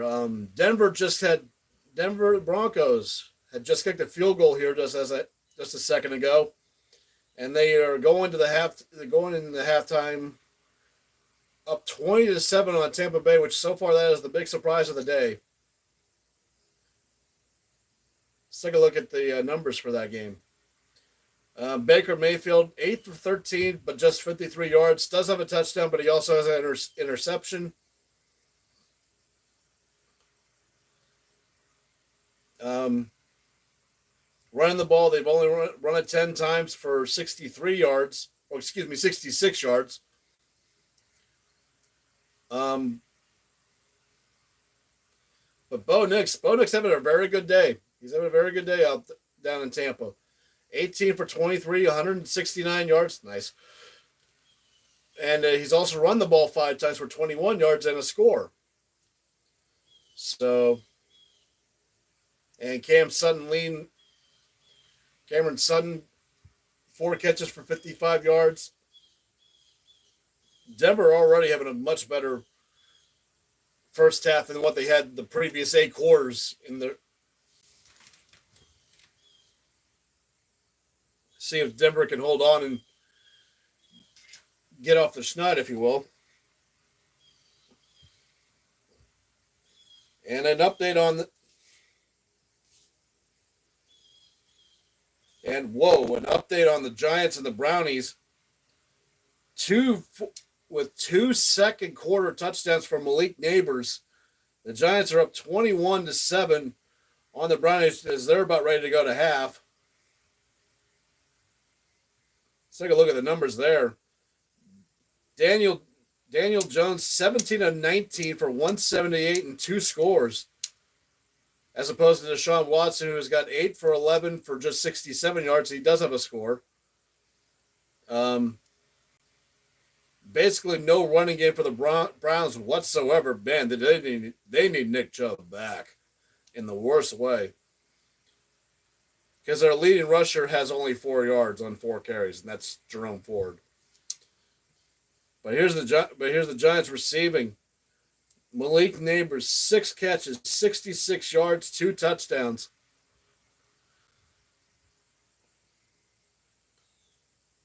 There's your diamond in the rough, if you will, if you're a Giants fan.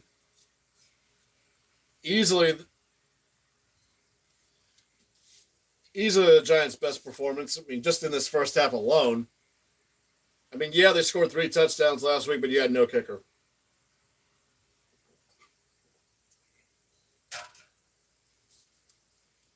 Browns, basically their main highlight is Amari Cooper's 24-yard touchdown. Other than that, the Browns have been pretty dismal.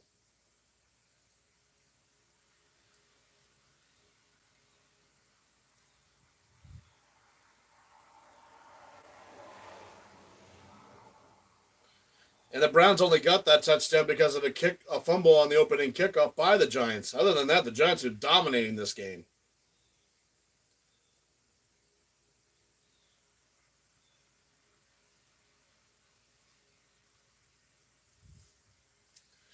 To Green Bay, Packers are up on the Titans 20-17 in what's basically sort of dubbed a revenge game for Malik Willis, who just got traded just a month or so ago from Tennessee to Green Bay. Which right now that's paying off in spades. They're not having Jordan Love, but having a very solid backup. And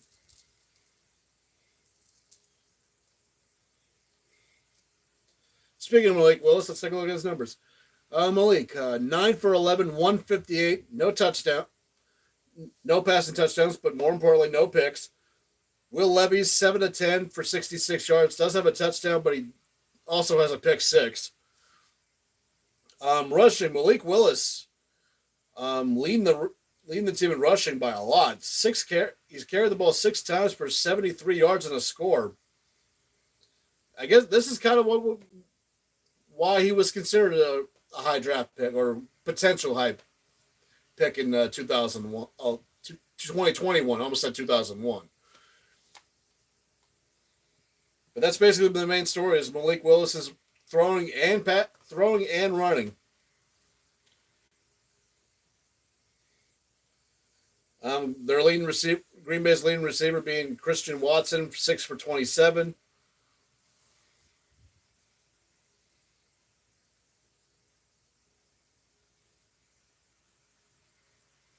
Basically, no running game for the Titans. They've run the ball only a total of 7 times and for a total of 17 yards. Kind of seeing the rhythm right there for teams that are not going into half trailing, and basically because the basic meaning of they've basically been trailing because they haven't been running the ball, Steelers included.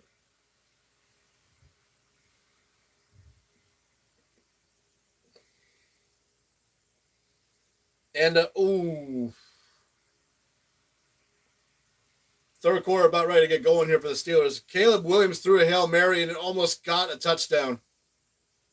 It was caught by DJ Moore, but short.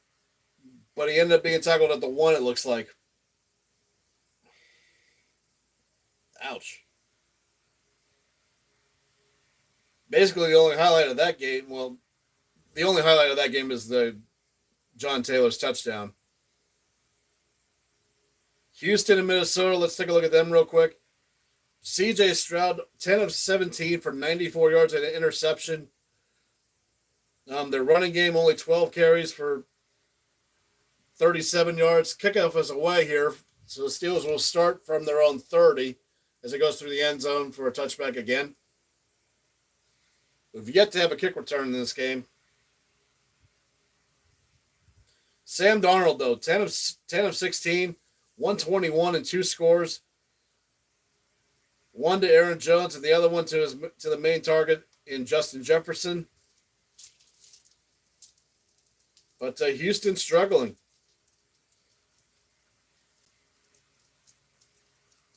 Saints and Eagles, it's basically just 3-0. Hurts had an interception in the red zone. That's basically the main highlight why it's only still 3-0. Fields is on a shotgun. Make that a pistol now with Najee in the backfield. And the give to Najee. Najee gets to the 35 and down to the 36-yard line for a 6-yard gain.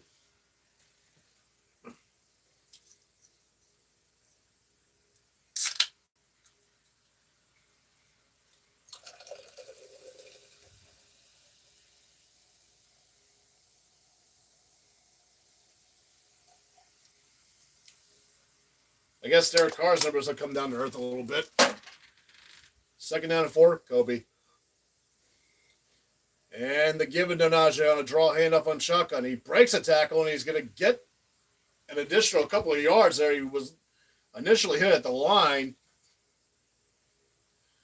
So instead of like staying at 3rd and 4, it's now 3rd and a couple.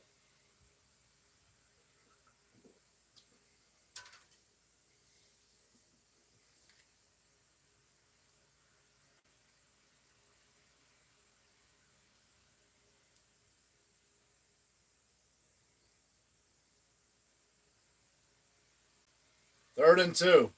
They give to Warren, and Warren's going to be, that's close. I think he's going to be a half-yard shy, but it's going to depend on spot. And they're going to say he got it. I thought he was short at first.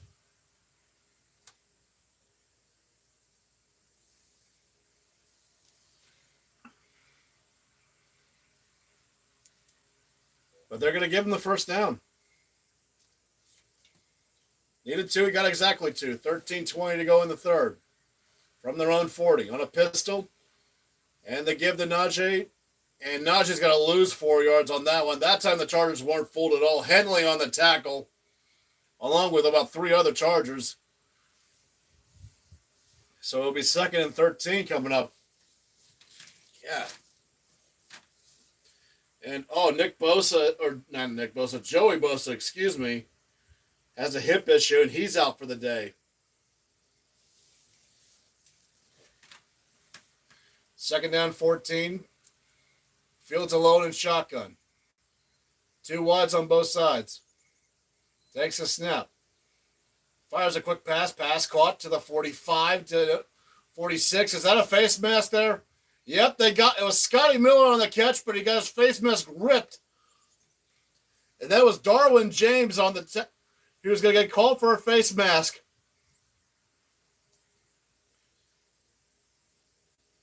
Not a lot of penalties on this game here, but that's a big one right there. Yep. Head turn and everything. So the Steelers catch a break there. They haven't been called for a penalty yet in this game. Chargers have been called for 3 for 30. As the clock winds and the Steelers are in Charger territory at their 38 on 1st and 10. Fakes the handoff. Pass is caught by Freiermuth. There's a flag down. This is probably going to come back. Freiermuth to the 20, but this is probably going to come back. I think it was a legal shift.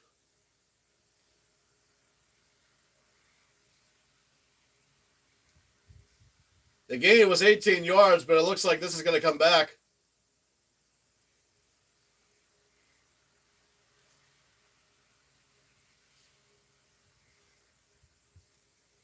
Or legal formation, but same difference. They're going to get Cordell Patterson. I spoke too freaking soon on the. Oh, for crying out loud.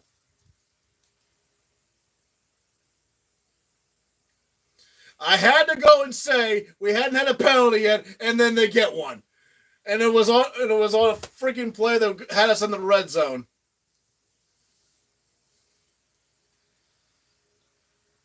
Oh, dear me, sideways. Well, that sucked.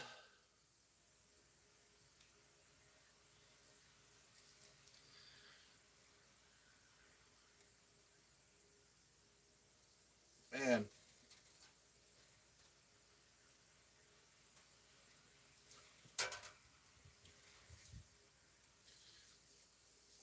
First and 15 from the Charger 43. Fields looks, fires pass, incomplete. It was intended for Patterson. Would have been about a 10-yard game, and instead Gilman on the coverage. Oh, great timing. That was not early. He just timed that really good. I know some people are saying, where's the interference call? But I'm like, I think he timed that just perfect. I think that's a good no call there. Fields under center with a banana bunch to the left. Play action. Fields. Just got to dump it to Najee, and Najee may get a yard of that.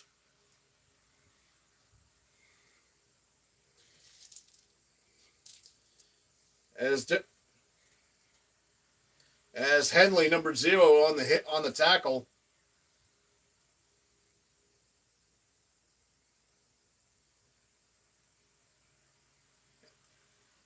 And the clock winding with 11:10 to go in the third. It's 3rd and 15. How about some yards just to make this a manageable field goal? How about it? It's Calvin Austin to the 20! Inside the 20 to the 16! I was thinking just get some yards to make this an easier field goal for Boswell. Now they're in the red zone.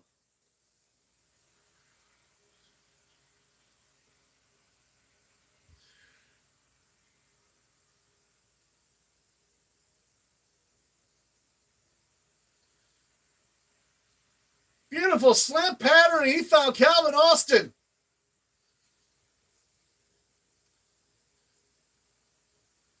First and 10 from the Chargers 17. They give to Warren. And Warren, he's not even going to get back to the line of scrimmage. He's going to lose a yard. Holy Joe. How'd that happen? I was thinking, just get 5 yards to make this an easy field goal a little easier field goal for Bozzy.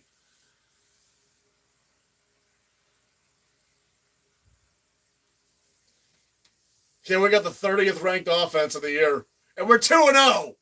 Figure that out. Shotgun with them two wides on both sides. At the pitch to Harrison. Harrison's going to lose yards again. We can't. How many negative plays have we had in this game? That's at least. I think we've had 5 now. It's now 3rd and 13 at the 20.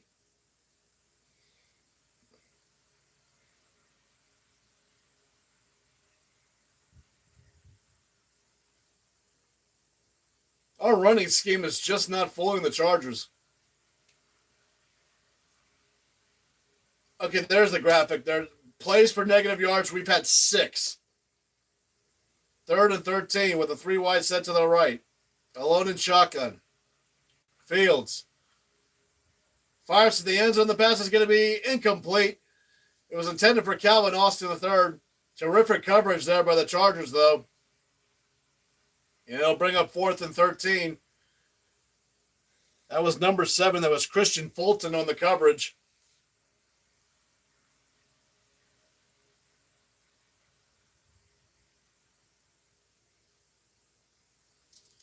And Boswell will come out for his second try of the day with 9:08 to go in the third. From the left hash, the kick is up, and it's right down Broadway. So once again, this game is tied.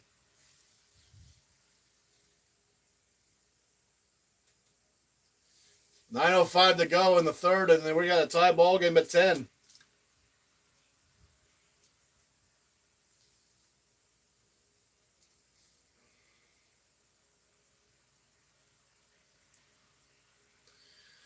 Oh, the red zone woes.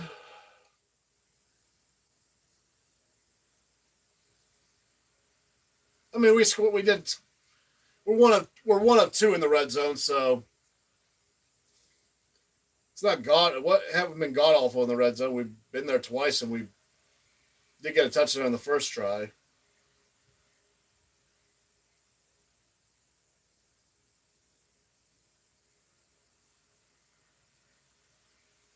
Can't be too harsh on him for that.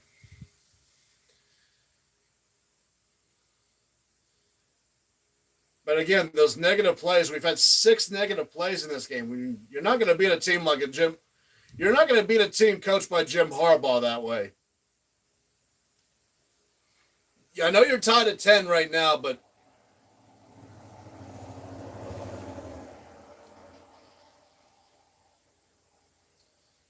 eventually too many plays like that will get you.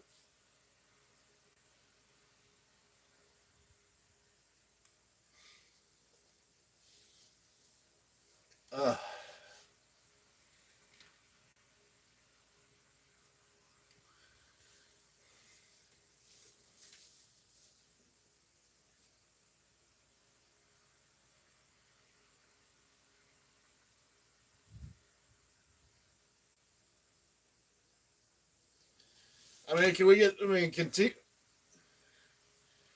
I mean, the Steelers can win this game, but we need TJ Watt to get some activity in there.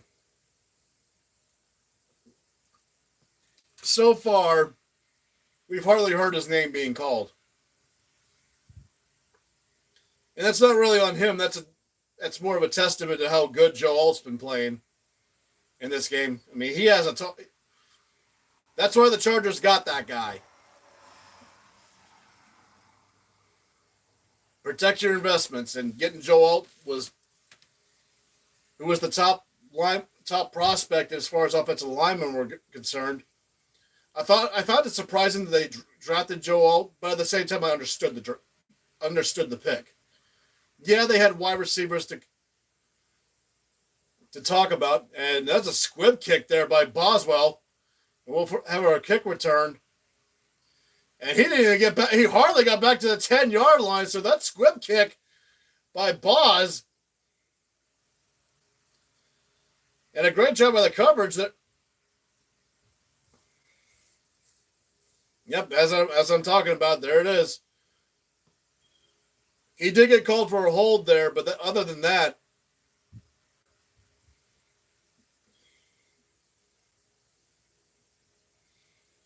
and that's another thing too. He said the tight ends have been giving like TJ a little nudge before they can even get to Joe.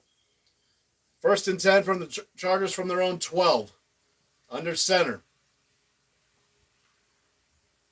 Steelers want a false start. They're not going to get it. The pass is incomplete.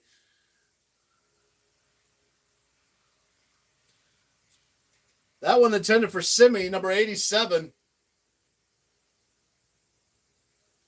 Yeah, look at that. Wow. He went against Max Crosby, Jardavian, Crosby, Clowney, and Watt. No pressures, no sacks. That's why they got him. It looks silly at first. Doesn't look silly now. Herbert on a shotgun with a sidecar right. Takes the snap. Looks to his left. Now he looks. Oh, he got hit. The ball came loose. Chargers fall right back on it, though. But it's Herbig. Herbig with a knocked it loose. Second strip for the Steelers. Herbig filling in for an injured Alex Highsmith. Almost got it back, but Slater managed to fall on it. And now it's 3rd and 15. First sack of the day for the Steelers, and it came from Herbig. Herbert looks, fires, past this. Oh, over the head. Oh, that was dangerous. That was dangerous. Throws a little behind Ladd McConkey, and it's going to be 4th down.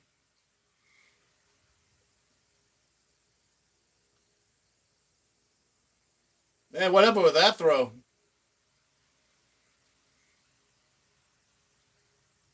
As J.K. Scott will be out for his 4th punt. He's averaged 52 yards per kick.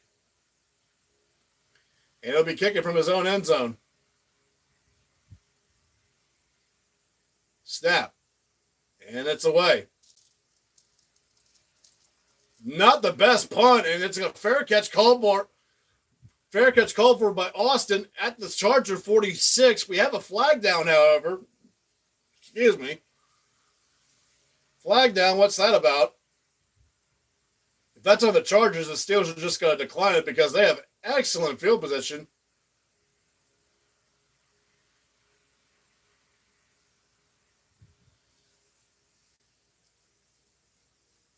And it looks like that was...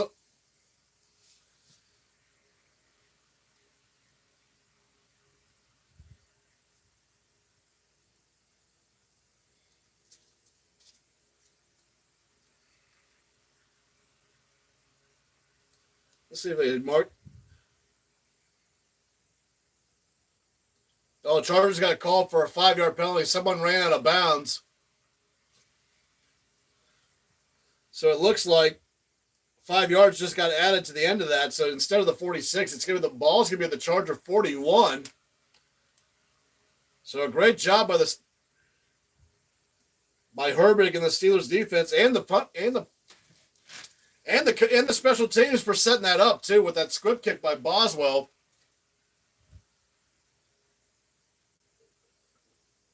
Perfect field position for the Steelers to start.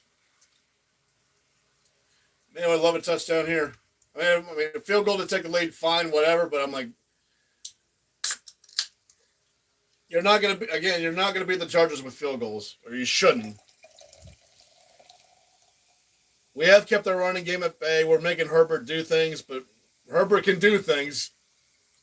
I'll never forget that Week 18 game against the Raiders. I think all Steeler fans know what game I'm talking about. From a few years ago. That game was freaking nuts.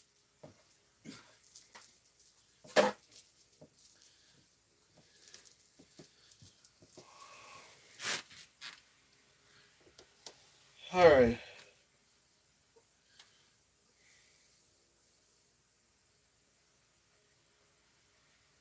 Any updates from the out-of-town scores? Oh, we do.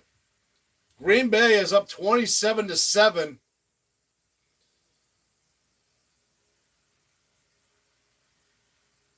And Malik Willis throwing a 30-yard touchdown to Wilson.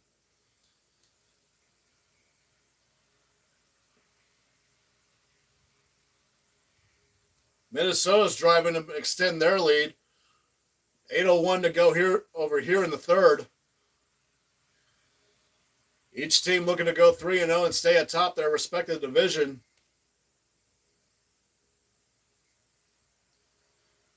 Fields, shotgun.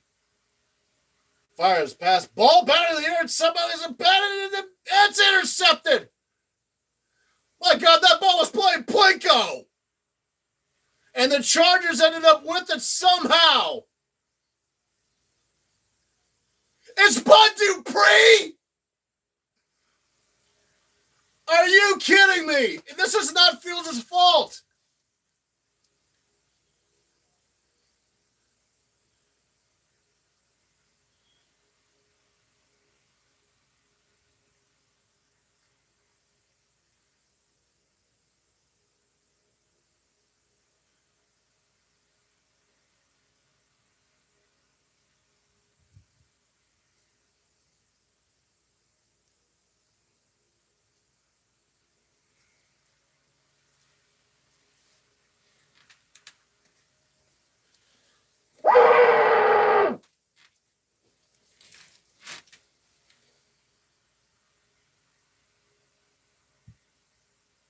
That sucked. I needed to get another look at that throw, but I don't think it was a bad throw. I think that hit. I have to look at that again. Did it hit it off the receiver's hands and it just bounced in the air, played plinko all over the place? What the freaking fuck?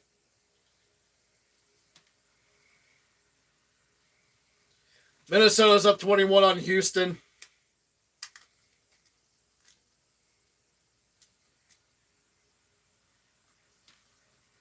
That's the first turnover of the year for the Steelers.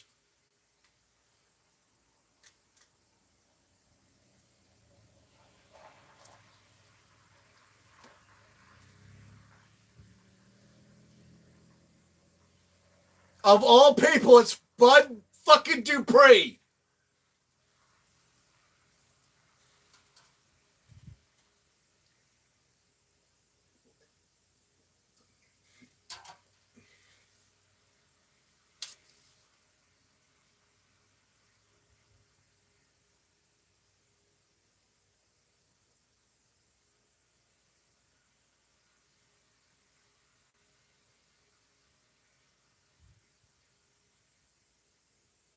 Chargers are going to have it at their own 34 when they come back from break. That was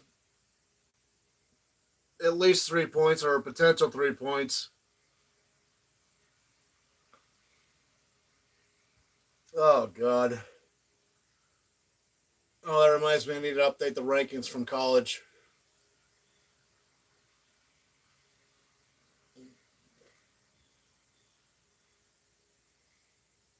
This is easily a 10-point swing, and it looks like it's about to happen, isn't it?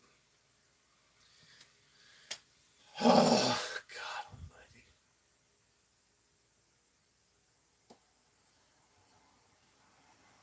7:53 to go in the third.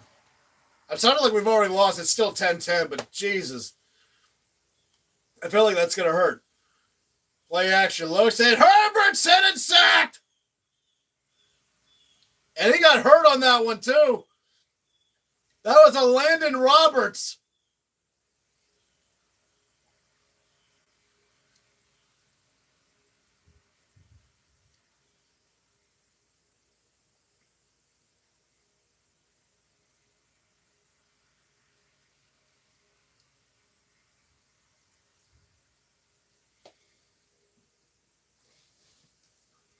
Well, that helps.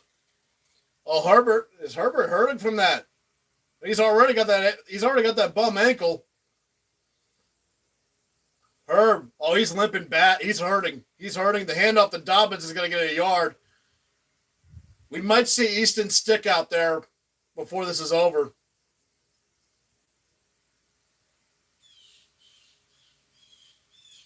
Yeah, he's hobbling bad. He's taking a couple of hits in this quarter. Oh, he can't even make it to his bench. He's already laying on the ground there. I mean, he was already a question mark going into this. And there's Easton Stick on 3rd and 18 with 6:30 to go in the third. 2 wides to the left. Stick. And they're just going to draw hand up to Edwards, and Edwards is going to get to the 30-yard line. Tackled by T.J. Watt. But that's not the story right now. The story is Herbert.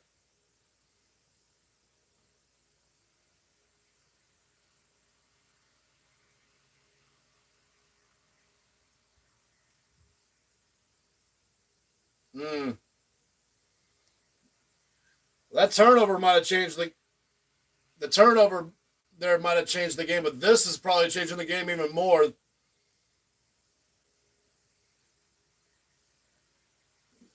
Fourth and 14. Scott punts it away. See if he has a better one than what the last one was. It looks like it. It's at least inside the 20, and the fair catch called for by Austin at the 15-yard line. That's going to change a couple things. If Herbert can't get back out there.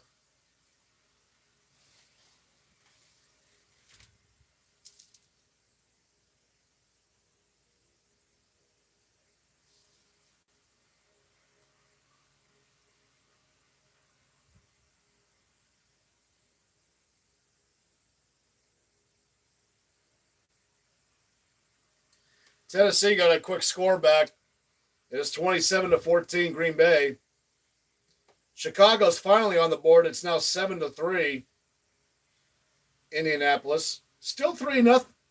Late third, it's still 3-0 Saints over the Eagles.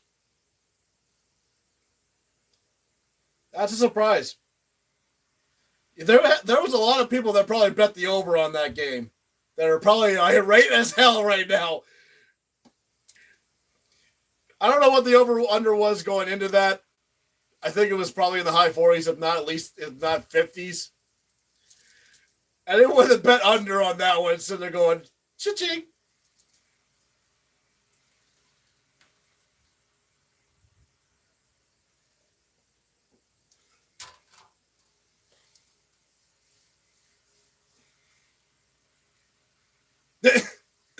the Doritos and Lay's commercial with if you haven't seen that commercial with Emmitt Smith, Jerry Rice, Moss, and Marino, you're thinking that it was like, hey, what if we still trying to go out there and play? And Marino had to put glasses on to see the wristbands.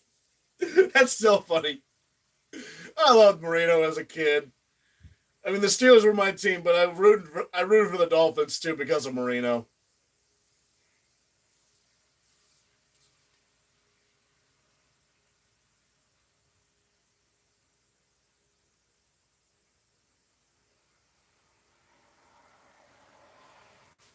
I was pretty bummed that Marino never got the.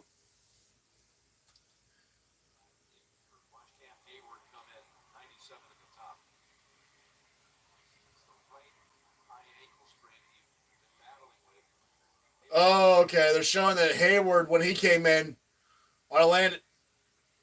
Oh, you're saying like it looked like Hayward's knee may have came down on that ankle that's hurt. From their own 15, Fields under center. And they give to Najee. Najee's he's going to fight forward for about 4 yards. Could easily have been just no gain.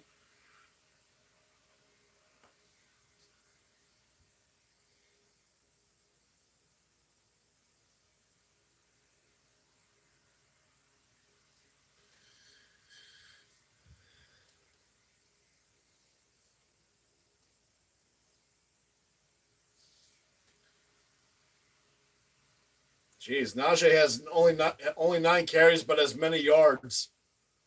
Fields under pressure throws to Freiermuth. Freiermuth's going to be tackled for about a 3-yard gain. It'll be third and about 3, or they're going to say third and 4.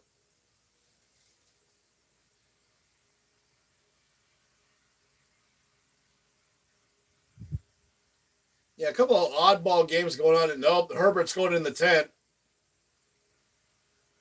So it's probably going to be Easton Stick for the remaining of this game at least. Third and 4, shotgun sidecar right. 2 wides to each side. Fields takes the snap, fires to the middle, passes caught. Freiermuth first down to the 30 and tackled at the 36-yard line. He needed 4, and he got plenty of that. And we got a flag down, however. What's this about? Is body language saying this is on the Chargers? Oh, personal foul on the Chargers. Unnecessary roughness on Derwin James. That's the second personal foul called on him today. Oh, he led with his head, yeah. Yep, they're going to call those.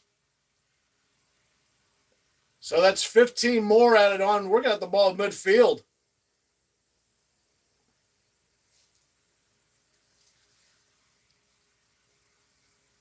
Fields on a shotgun.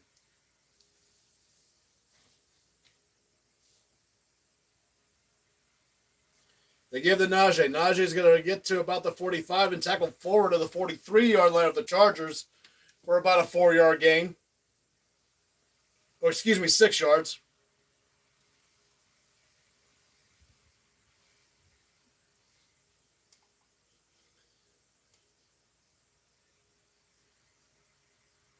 They're trying to give Najee his touches, but the fact that they can't get some traction in there, I mean, again, that's a testament to how good the Chargers' run defense has been this year so far.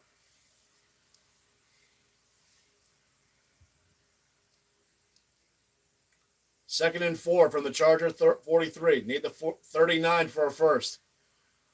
And Fields hit and sacked. Derwin James on the sack. He came in untouched and uncontested, and Fields had no choice but just to give up on that. And it's going to be 3rd and 10.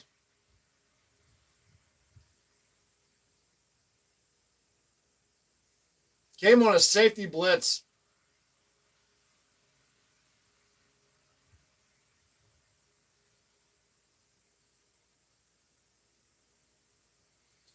Oh, boy. Can we get some yards here?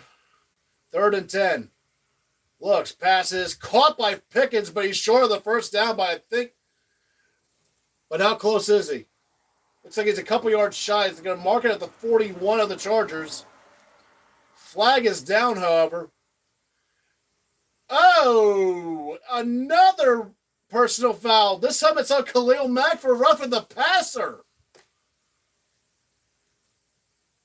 That is killer. Oh, hit him in the head. I mean, you could have called holding there, too. You maybe could have called holding on them, on the Steelers, that is. Could have made that argument, too, and it would have offset everything. But, man, that's those 2 killer penalties. 2 personal foul penalties. And now the Steelers are inside. They're at this Charger 26. They give the Najee. Najee, there's a flag down. This is probably going to be a legal shift on the Steelers. Or a legal formation. The Ravens had this problem on opening day.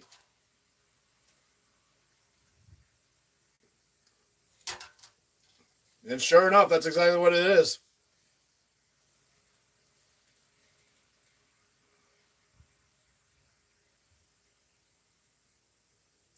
And they got Connor Hayward.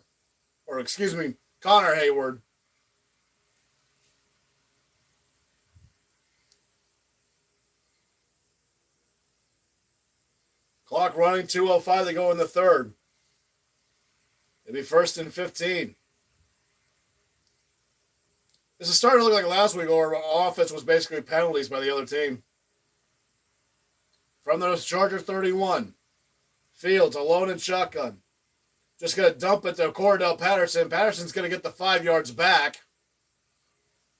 So it'll be 2nd and 10.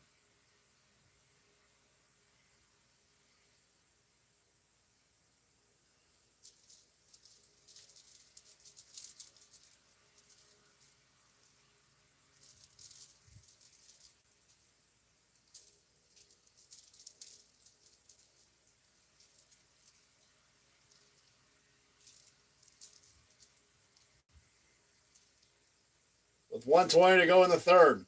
2nd and 9 from the Charger 25. Fields under center.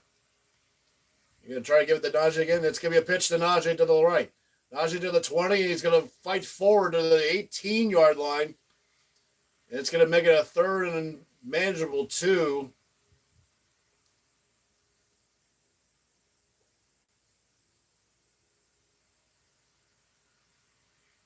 With now 50 seconds to go in the 3rd.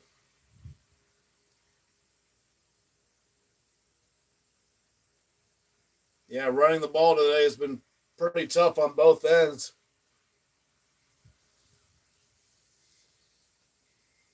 Fields on 3rd and 2. Fields takes a shotgun snap. He's looking. He's scrambling. He's going to have to hang on to that, and he's going to get tackled. He's going to get sacked. Another flag is down.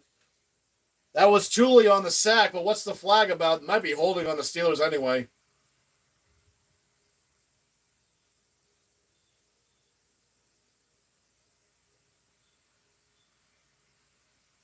Herbert's out of the tent.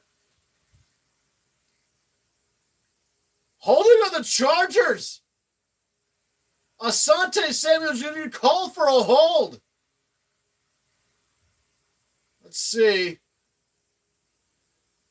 I mean, yeah, I guess. I mean,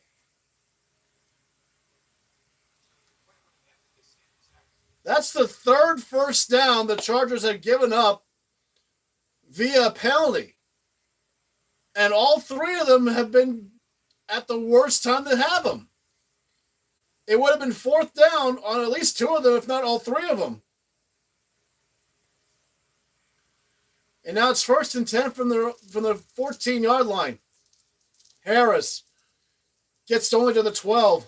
And that's the last. God, excuse me. And that's the end of the third quarter. Oh, mama. I'm in fear for my life. I don't want to get copyrighted. I don't want to. We all know the song.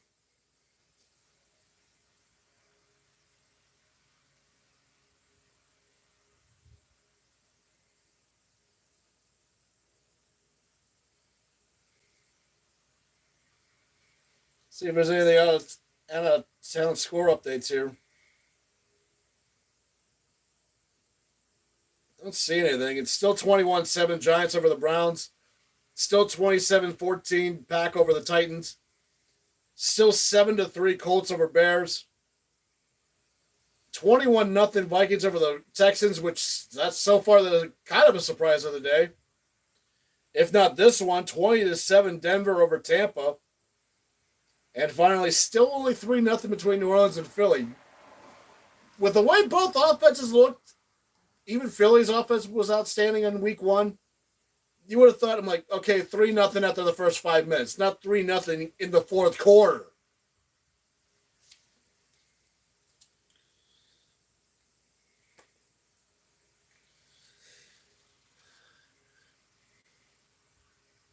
I mean, I guess Derek Carr has fallen down to earth. But then again, Jalen Hurts didn't do himself any favors with that red zone interception he threw.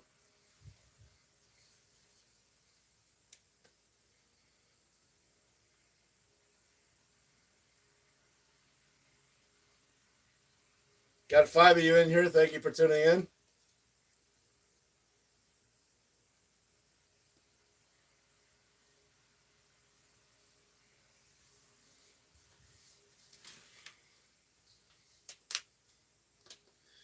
Well, we're at least in field goal range, but I'd like to see a touchdown out of this, especially if Herbert's not able to get back out there. He might be able to go. He was in the tent, but then they showed him right before the third quarter ended that he's out of the tent. So I imagine that he might be able to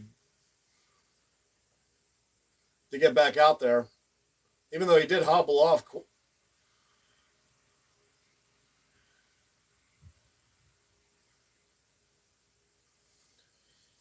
All right, here we go. 15 minutes left. Maybe more. Fields under center on 2nd and 9. And the pitch to Najee to the right. And Najee's going to try to turn the corner, and all he's going to do is just get back to the line for basically no gain.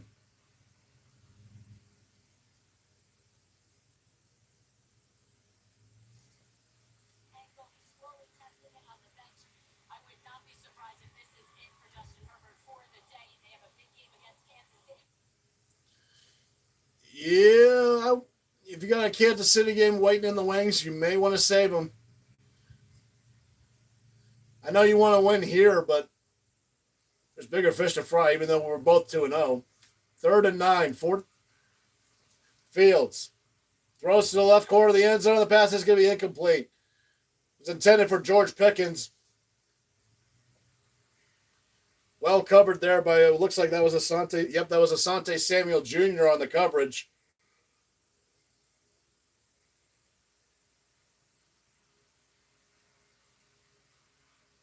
That would have been a tough catch.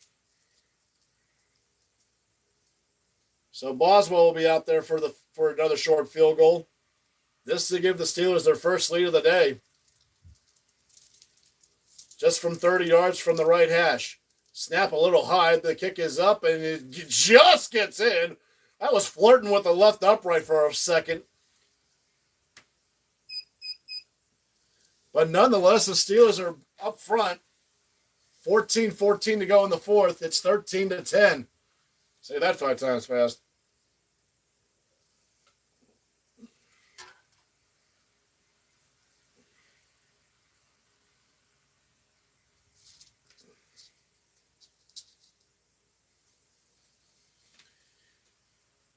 And the Texans have finally found the end zone. It's 21-7 Minnesota.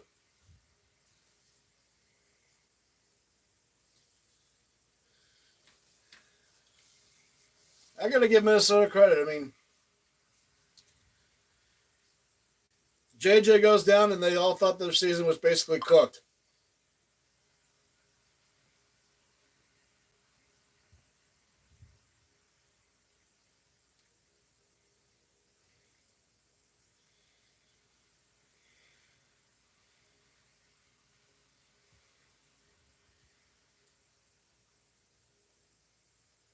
But give Kevin O'Connell credit. He's got his team. He's had his teams ready. He's had his team ready. I mean, granted, week one was the Giants. You were playing a San Fran team without CMC, but you had your own injuries too.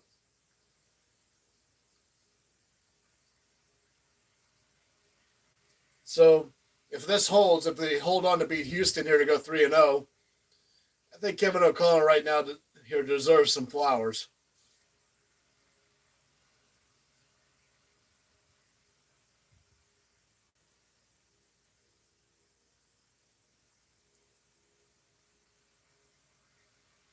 Denver added a field goal to their lead. It's 23-7 over Tampa.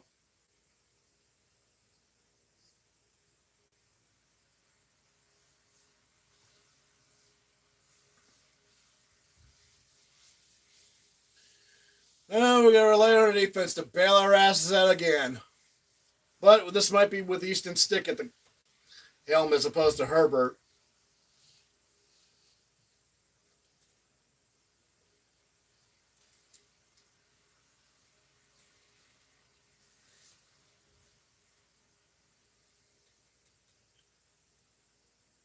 Oh, Philly finally broke the dam. They're up 7-3.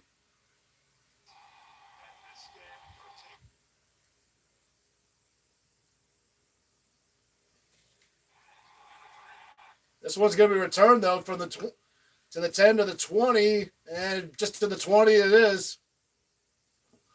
Darius Davis only got to the 20.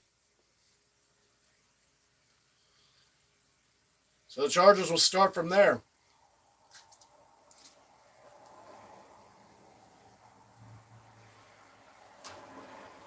Yeah, first half the Steelers weren't really getting to Herbert at all. But that third quarter, Herbert and Landon Roberts getting hits on him.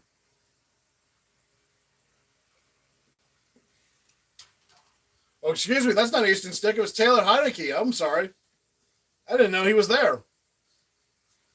So it's Taylor Heinicke taking the snaps, and Heinicke gives the handoff to Gus Edwards, and Edwards is going to get about 6 yards on that run. It'll be 2nd and 4. I kept saying Easton Stick, but he was on the depth chart when I was looking it up this morning. I didn't see Heinicke on the chart.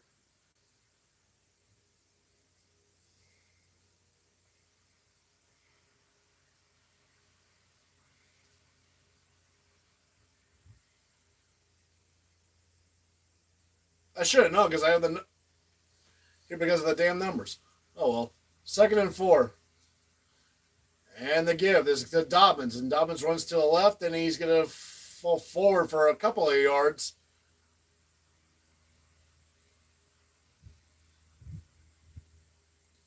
It'll be 3rd and about a long 2. Excuse me, that was Edwards on the carry.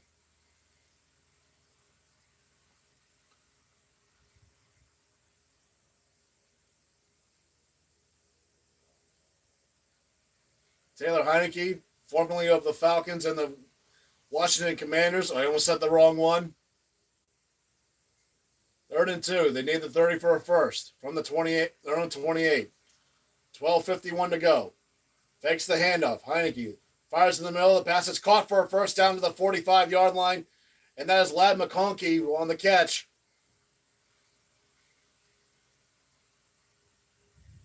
Patrick Queen on the coverage.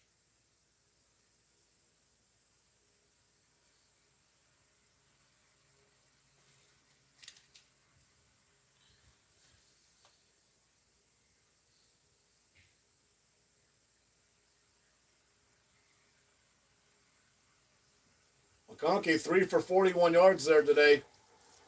A pistol formation for Taylor. From their third on 45. Handoff is to Edward. Or excuse me, Dobbins. Dobbins got hit for a loss. Joey Porter Jr. tackled him for a 4-yard loss.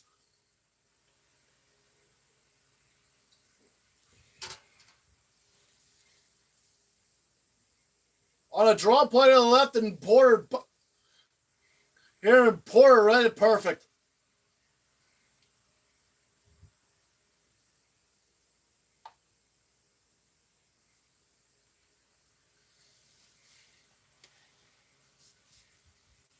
Second and 14. 11:30 to go in the game.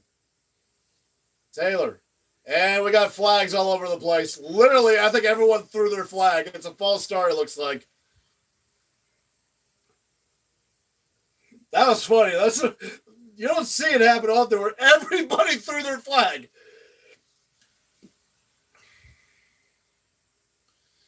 And what? And we got called for a delay of game on Keanu Benton. Keanu Benton called for a delay of game?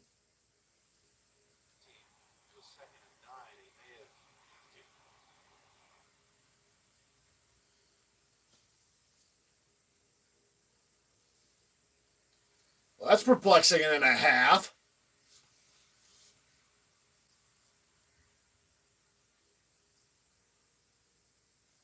Second and 9. On a pistol is Taylor. Taylor gives it to Dobbins, and Dobbins gets to midfield, and he's going to get to the Steeler 49. That's as far as I'll get for about a 3-yard gain. So we'll say a third and a long 5 coming up with 11 minutes left. Dobbins only rushing averaging 3 yards a touch.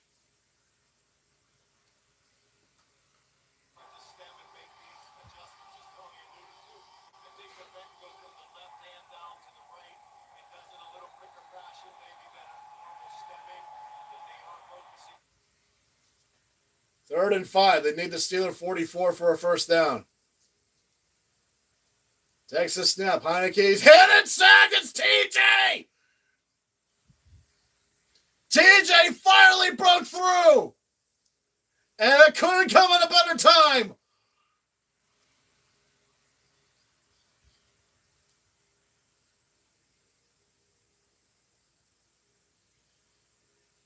He finally got by Joe Alt.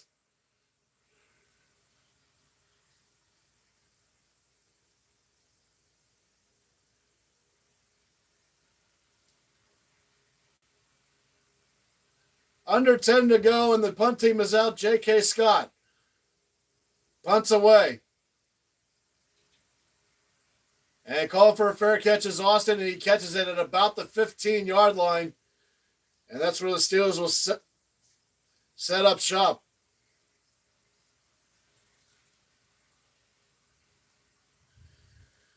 Whew, that was huge. That was a huge one.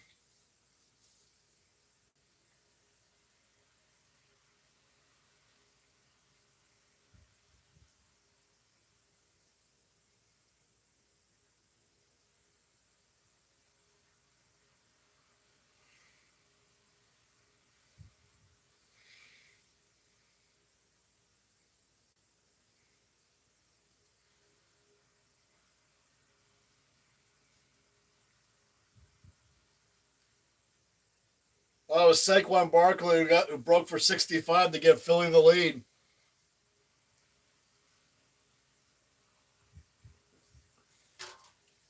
Oh, boy.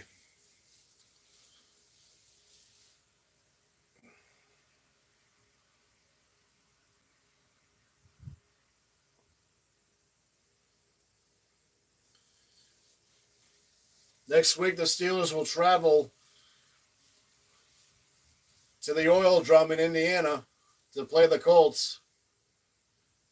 It was not exactly a fun game the last time they were there. That was when we officially had enough of Trubisky's crap and threw in Mason Rudolph for the rest of the year after that. Somehow made the playoffs in with those last 3 wins.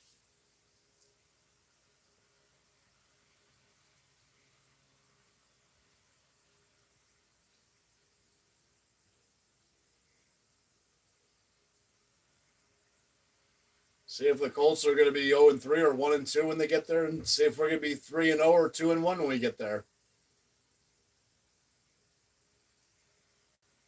We'd very much like to see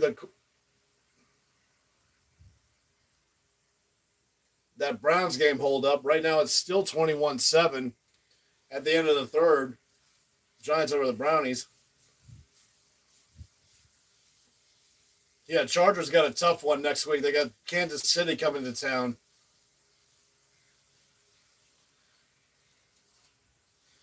So them benching Herbert was probably a necessity just because of that. 1st and 10 with 9:45 to go. Fields, shotgun with a sidecar left. Takes the snap. Fires, pass, caught. Pickett's first down to the 30.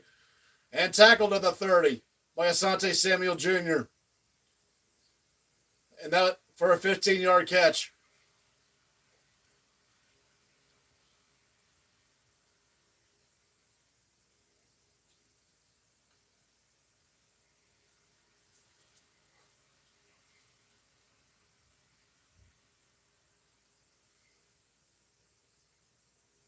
Pickens 5 catches for 57 yards today. Could be more later. Fields takes the shotgun snap.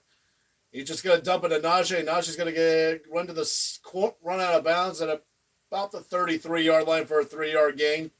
9:02 to go in the fourth.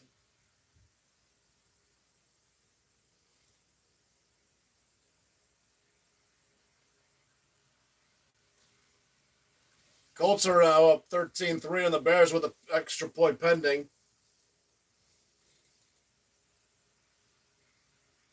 And that point after is good. Now 14-3 Colts. Not quite in the fourth yet in that game. Here's the pistol formation, the give to Najee up the middle. Najee's got a first down to the 40 and tackle at the 42-yard line. Easily his best run of the day.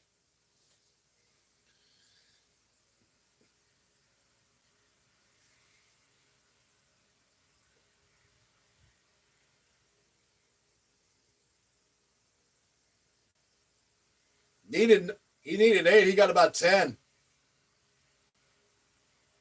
Great blocking up front.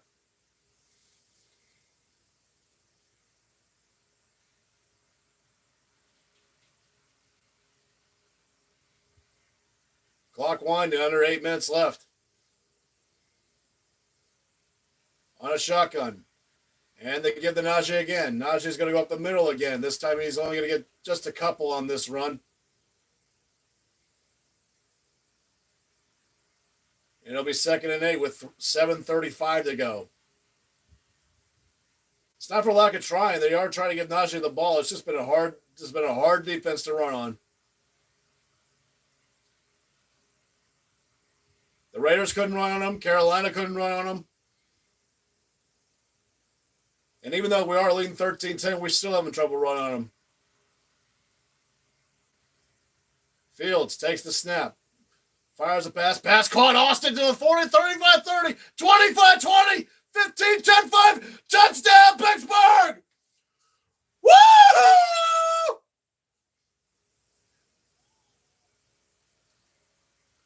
Calvin Austin the third!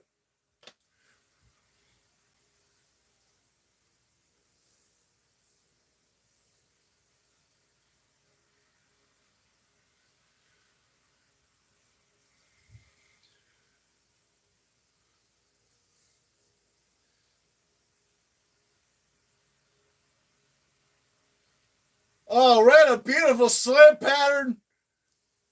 And he turned on the Jets. Extra point by Boswell.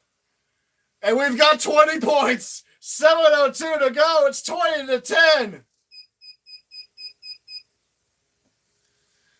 How do you do?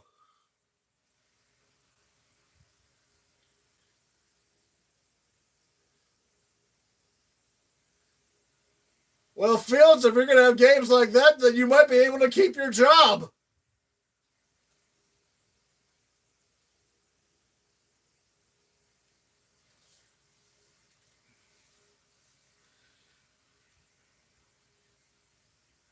Now I regret screaming in my damn pillow earlier.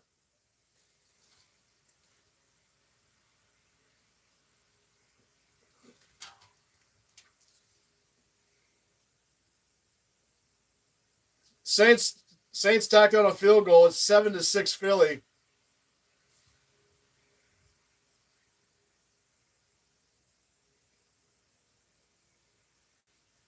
Man, G-Man.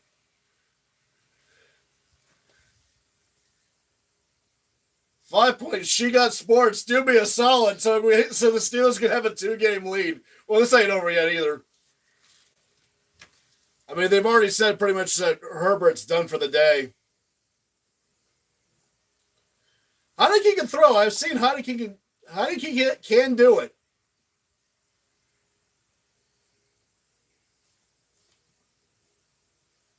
That wild card game when Washington lost to Tom Brady, Heinicke was not bad in that game. This guy does have spurts.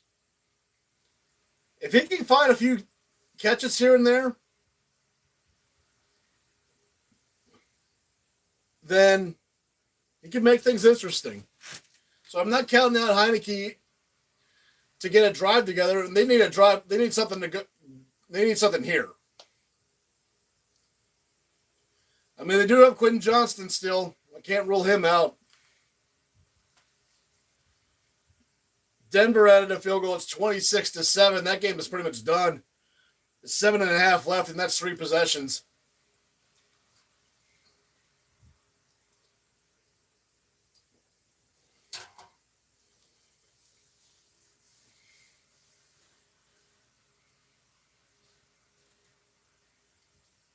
We got 7.5 left here.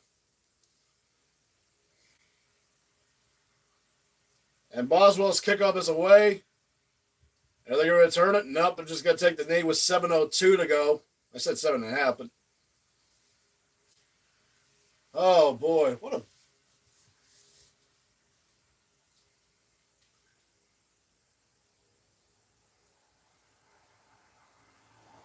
I guess it was more of a post than it is a slant. But yeah, they caught that one defender just go.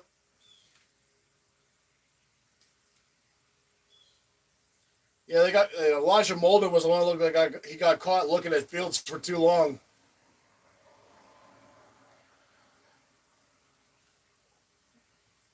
Heinicke, 1st and 10 from his own 30. They need points now. Takes a snap, and there's Herbig again with another sack.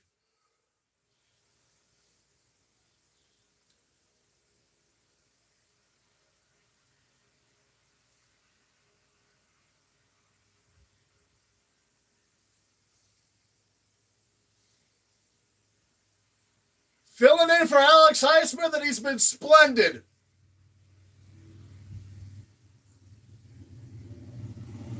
Second and 20. That was a loss of 10. Taylor just dumps it to Dobbins. Dobbins gets to the 25 and tackled to the 25 for just 5 yards. It's going to be 3rd and long. 6:17 to go.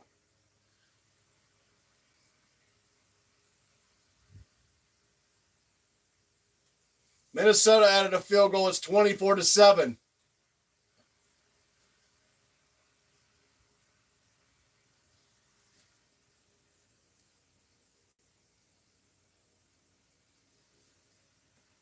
Third and 14. This is a must-make for the Chargers. Alone in shotgun. Taylor takes the snap. He looks. Under duress. Hit again and sacked! It's Cam Hayward this time!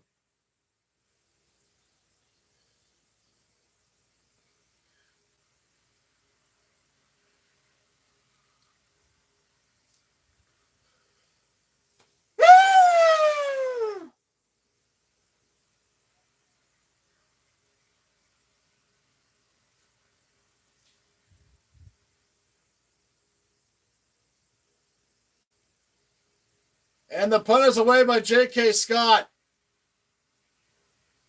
Good punt this time. Taking it from his own 26 is Austin. He's going to try to turn the corner from right to left. Or excuse me, left to right. And he gets only to the 20, only to the 32-yard line. Excuse me. A little extra stuff going on between Perkins and Elliott there. With under 5 minutes to go, the Steelers will have the ball back. Or have the ball back.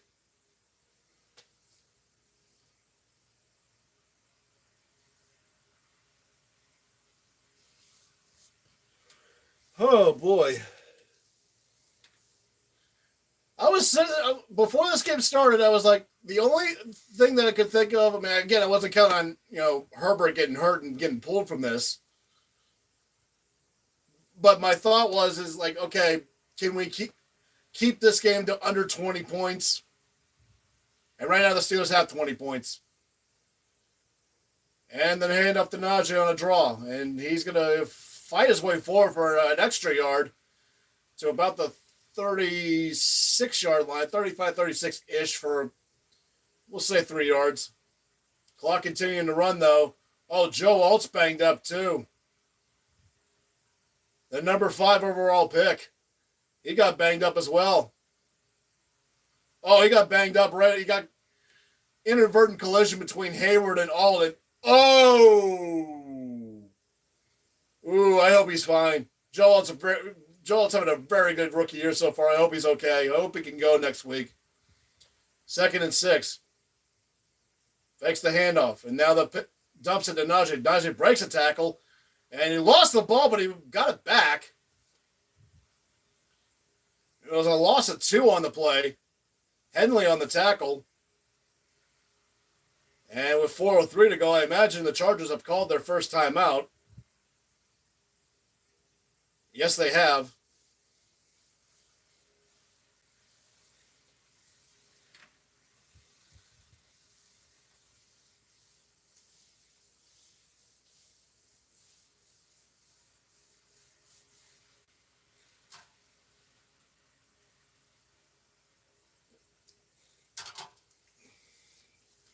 Third down and 8 coming up here. 4:06 left. That's the seventh negative play for the Steelers in this game. They had 6 in the first half, though. They've done much better in the second half this time.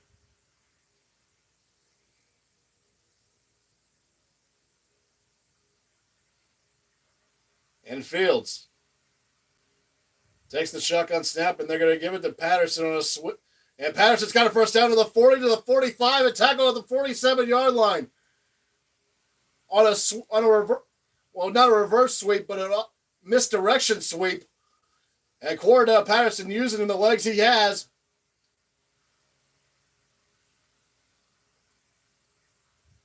Terrific blocking up front. Gave him the lead he needed. He needed 8. He got about 12. Yeah, look at the total yards. -4 for the Chargers, almost 200 for the Steelers in this half. Clock running, 3:23 to go. Under center. And they give the Najee. Najee on a misdirection. He's got to get another first down. Needed 10. He got 11. He's at the Charger 42-yard line. 3:13 left, and I think the Chargers have called their second timeout.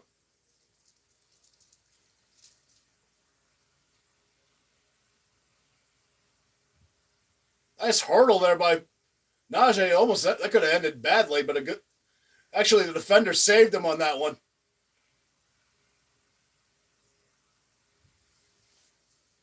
That could have been a bad landing, but a defender who was actually holding on, he was trying to hurdle over. Kind of caught him and laid him down easy.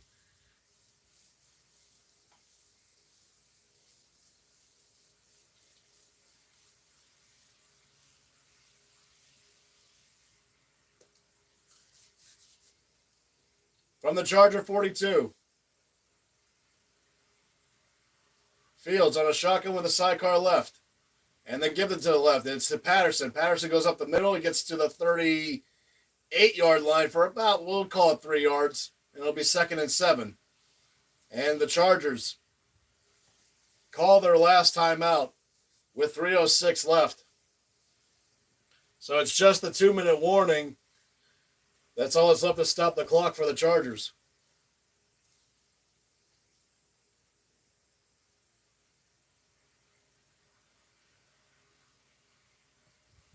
The Cleveland Browns have scored a touchdown and converted a 2-point conversion. So it's 21-15 in favor of the Giants still. But there's still a lot of time left. Still just 11:33 to go in the fourth there. We're basically ahead of most of the games, if not all of them. Amari Cooper with his second touchdown of the day. Second down and 6. Let's just protect that ball. And they give to Patterson. Patterson up the middle, gets to the 30 for a first down to the 25. Ace down to the 24-yard line. And that should just about do it.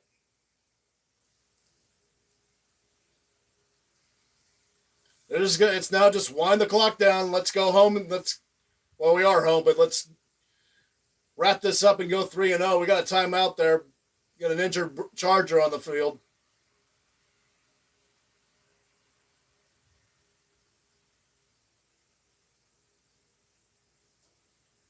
Browns 22, showing the all-time record. They played over 50 games with the Giants. That's due to the pre-AFL merger.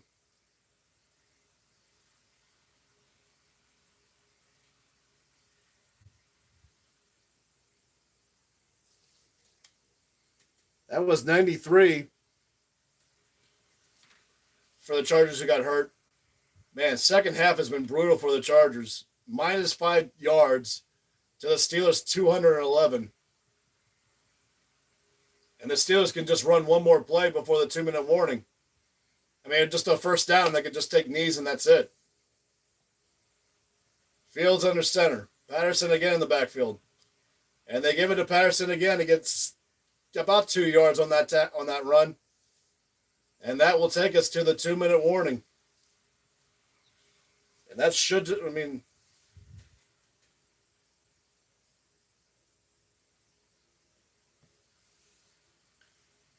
and, great googly moogly. Minnesota's about to go up 31-7, aren't they? Jones had a freaking long run that almost got in the end zone. But how about the Steelers in the second half? The Steelers defense especially.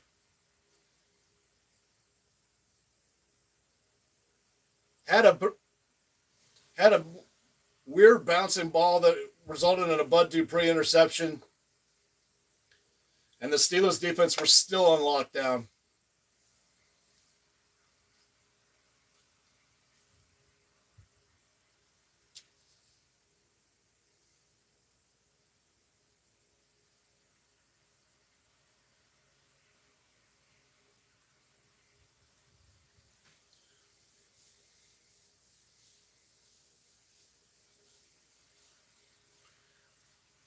Well, thus far, the Steelers have allowed only 10, 6, and another 10 here.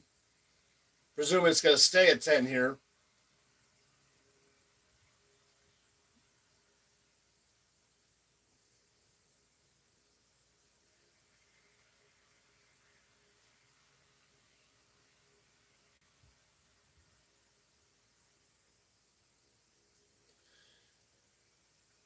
I did say coming off the Denver game how bad that offense was in that second half, and was like, "Gotta do much better than that."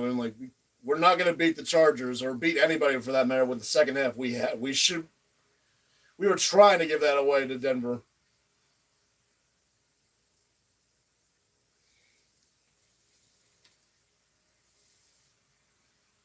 And Bears and Colts. The Bears got a touchdown, but did not convert the 2. So they still trail by a touchdown. It's 14-9.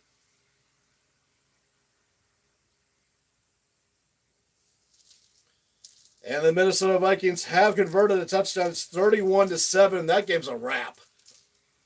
Houston with a rough day at the office. Kevin O'Connell has got Minnesota's team ready. despite not having J.J. McCarthy, like they still have Justin Jefferson and Aaron Jones from their free agency acquisition from bitter rival Green Bay.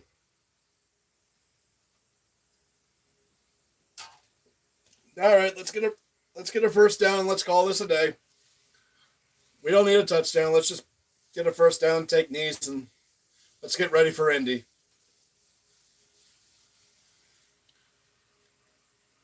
Second down and 7 from the Chargers 23. Give to Najee. Najee gets to the 20 to the 15. First down to the 10. He's at the 5. Can he find his way in? He's down the 1 yard line. He didn't quite get in. And that'll do it. They'll just take knees from there and that'll wrap it up. Unless they want Najee to score. I doubt they would want to do that. There's no reason to. Great misdirection run there. And again, the blocking up front, too. Darnell Washington had a great block, too. He tried to get in, but he didn't quite get there.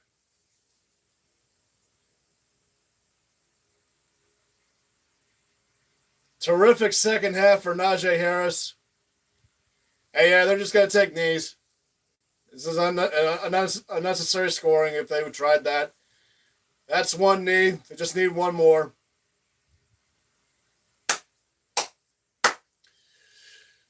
Three and 0. Justin Fields, easily his best game as a Steeler. Easily. He did have the interception, but that was not his fault. That ball was playing weird-ass Plinko. I'll stay...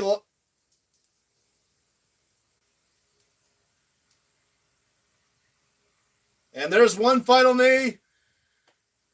20-10. Steelers defense, terrific second half. Just an altogether terrific second half. Yeah, the interception, but Steelers defense rebounded well from that.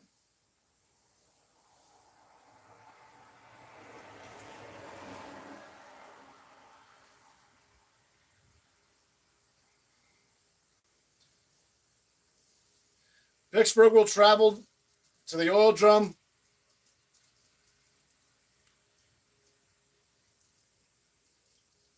to play the Colts. The Colts are trying to get their first win of the year as we're talking.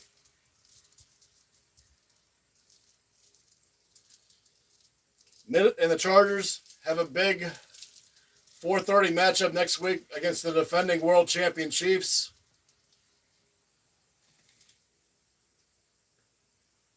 As now they're showing bonus coverage of the Rams and Colts.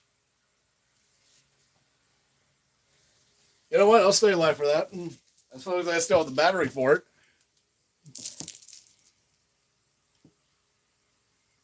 Oh, yeah, I got plenty of battery.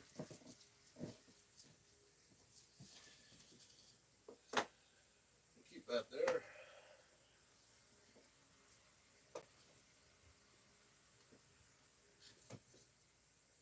Why not? Let's just keep going because it.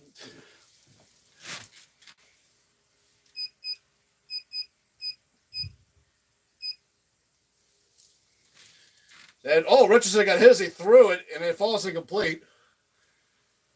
And okay. I was gonna say, did Richardson get knocked out for a split second? It looked like he was trying to sell it. He got jacked.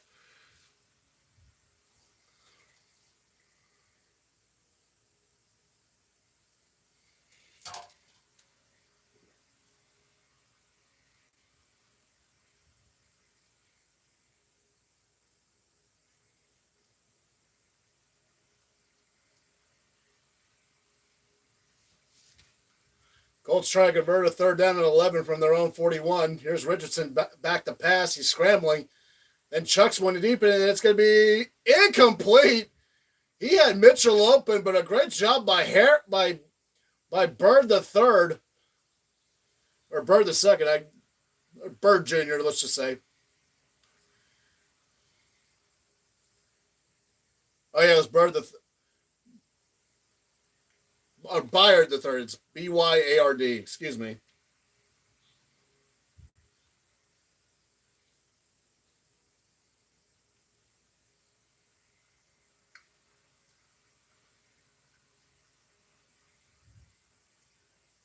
Colts punt is away.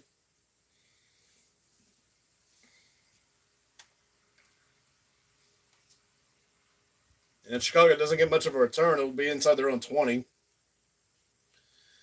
Let me see what the Giants and the Browns are doing.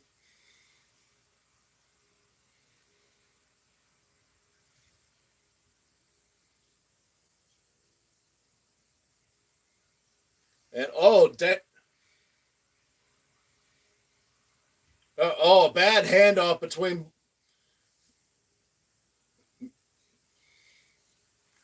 They're going to credit Watson with the fumble, even though I think they should credit Ford for that fumble, to tell you the truth.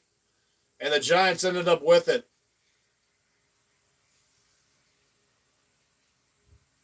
And the Saints scored a touchdown.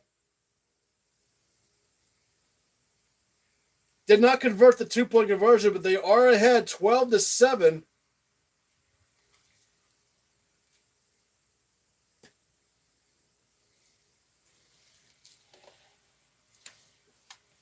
Daniel Jones, that pass is caught for at least about 7 yards there. Was that Malik Neighbors again?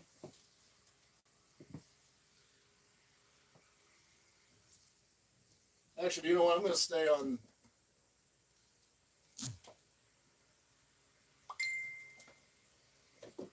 I'm going to stay on the Browns and Giants because this is a division game or division team we got to worry about.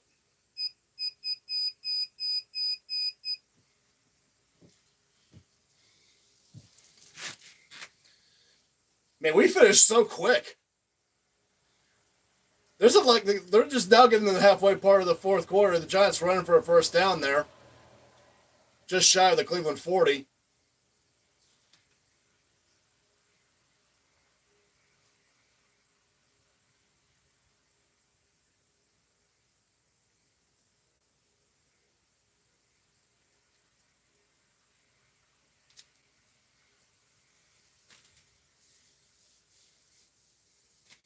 Saints try to be 3-0, along with the Steelers.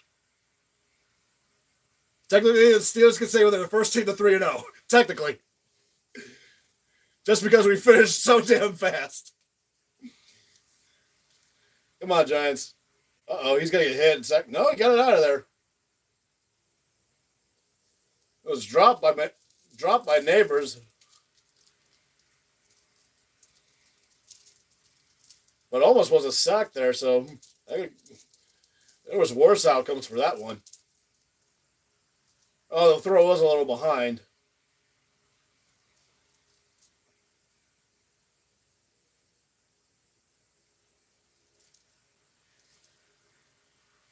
Green Bay up 30-14 late. Looks like that game's over. So Green Bay's going to be 2-1. Jones on pressure again. Another slant in the middle and the pass is caught. Only a couple of yards there.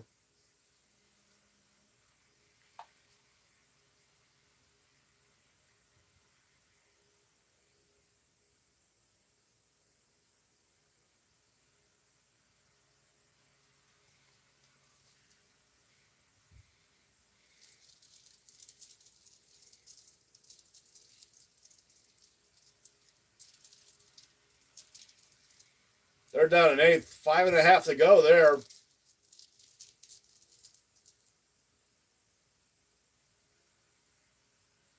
There was a slant. Ooh! Should have been caught, and that should have been a first down. That was Robinson that he was looking for. He did throw it out a little sooner than what he wanted to. That's what Myles Garrett does. Ooh, they could have gotten Myles for a late hit, but oh well.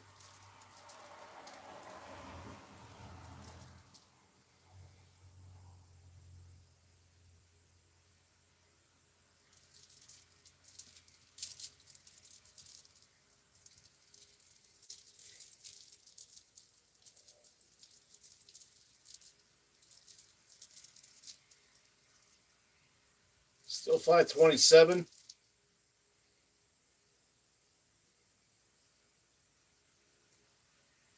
I was gonna say, did they have it? That would have been a 57-yard field goal if they so desired that, but they don't want to give them good field position. And bounces in the end zone for a touchback.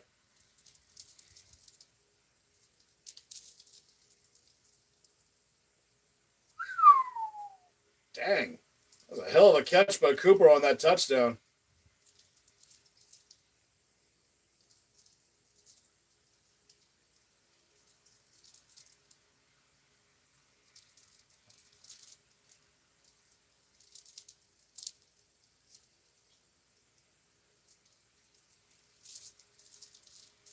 I wish they cut to the Philly New Orleans game to tell you the truth. Then again, this is important for the Steelers though. So from their own 20, Watson on a shotgun. And a draw hand up to Ford. And Ford only gets a couple, if that.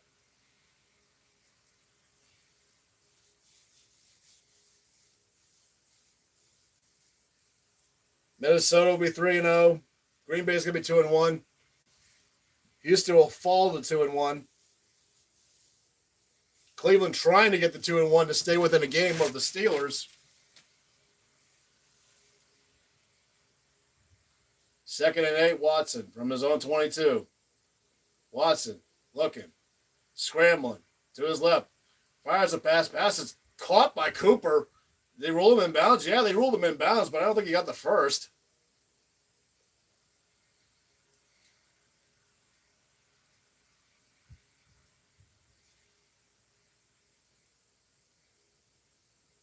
And John Taylor just scored a touchdown for the Colts. Oh, nice toe drag.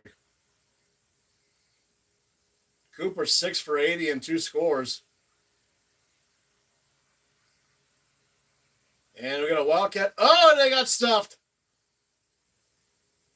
Oh, he almost broke out of the pile. Still made it through, but no, he didn't get it. Tried a Wildcat formation, and it did not work.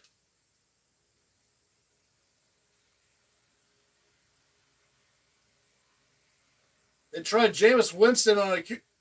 Oh, excuse me, that was Jameis Winston on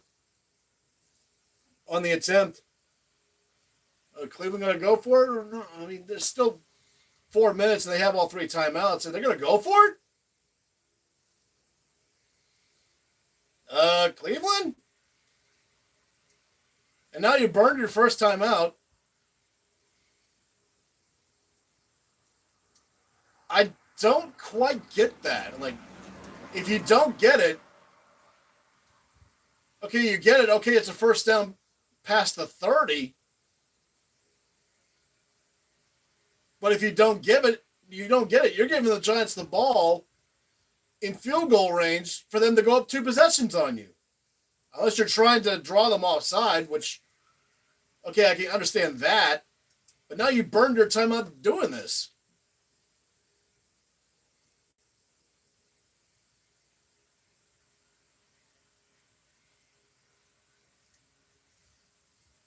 Philly's in the red zone trying to get a go-ahead touchdown.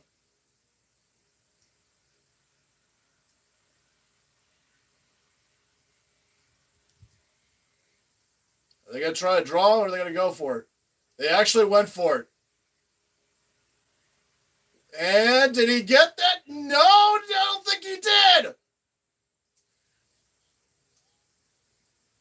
He did not get it. Oh my goodness, Kevin Stefanski, what? That juice was not worth the squeeze. Just put it away and have your defense stop them. They've been stopping them the whole second half.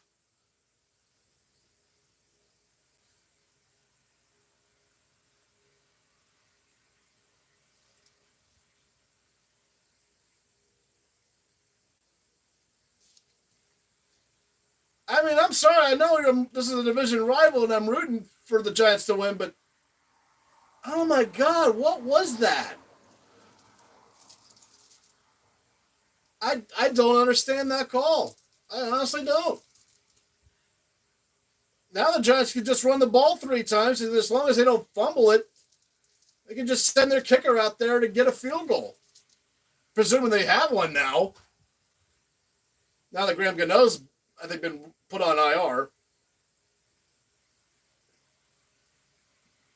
Cleveland's called their second timeout with 3:52, but because of not getting that, now it's just like, okay, I don't know. Philly scored a touchdown with 1:01 to go. It's 13-12. They're going to go for 2 to see if they can make it 15-12.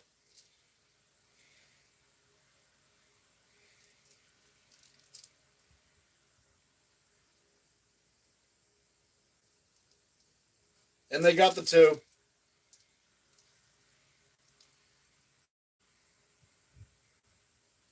And the Giants just lost 4 yards on that run. The Singletary. So that's what I'm talking about. Like the Cleveland's defense has been outstanding. It has been great in the second half. You've held the Giants to basically nothing in that second half. Why are you giving the Giants 3 points? Presuming he makes the field goal, mind you. But if you just punt that away, you could even have a muff. You could have a muff punt too. I mean, I just don't understand going for it with still 4 minutes up, still 3 timeouts, and you're deep in your own territory. Like, I just don't understand that. I just don't.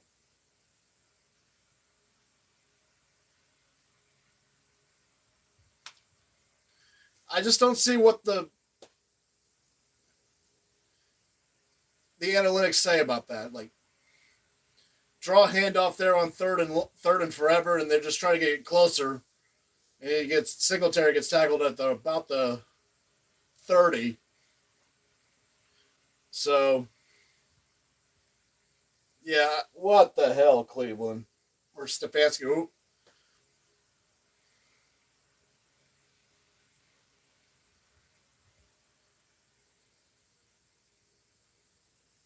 Unless they've had I know the Giants had problems with field goals last week, but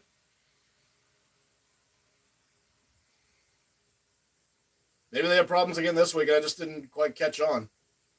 Here's the snap, the hold, the kick. Hey, he shanked it! And they still have problems. Maybe that's why they did it. Maybe that's why they did it. Because they knew they would miss.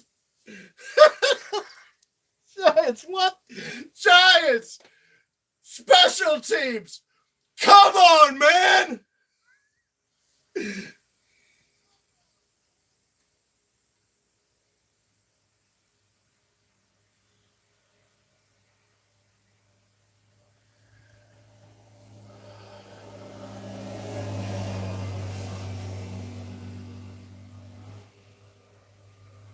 Even Daniel Jones is on the sideline going, we're about to lose this fucking game, aren't we?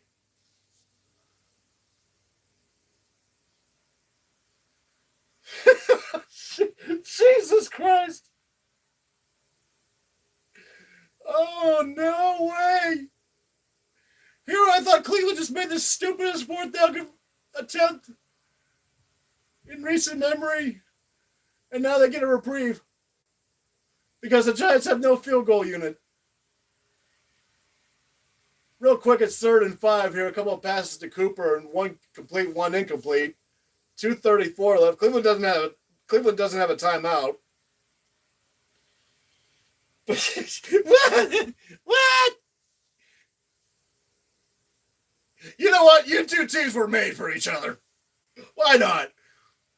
You had that great rivalry in the 50s and 60s here. You two are made for each other. Watson tries a deep ball. The pass is going to be almost caught by... That would have been a hell of a catch by Cooper. Oh, Cooper's hurt. 4th and 5 now. And this is basically a game on the line here because Cleveland doesn't have a timeout yet. Oh, excuse me, left. God, that was overthrown. It was overthrown, but Cooper still damn near reeled that in. He might have been going for Elijah Moore, who was right in the vicinity. I imagine he was going for Cooper, but Cooper's hurt. Oh boy. And the guy who's basically kept you in this game has to be helped off. Well, he's off on his own power, but he's not going to be on this. He's not going to be there for this 4th and 5. Which, if you don't convert without a timeout, Cooper wants to go out there. He's like, screw this. Get me in that damn huddle. He's like, I'm fine. Get me in the damn huddle already.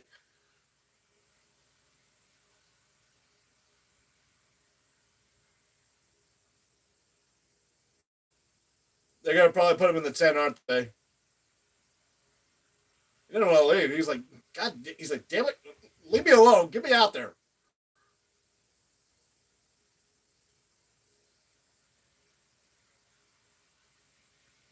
But here we go. 4th and 5. They need their own 48, or it's basically game over. Watson fires. Incomplete.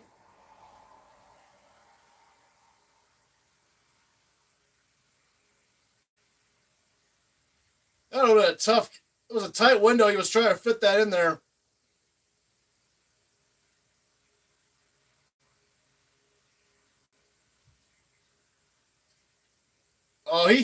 That should have been caught. That should have been caught by Tillman. And he knows it. It was right there, and he dropped it.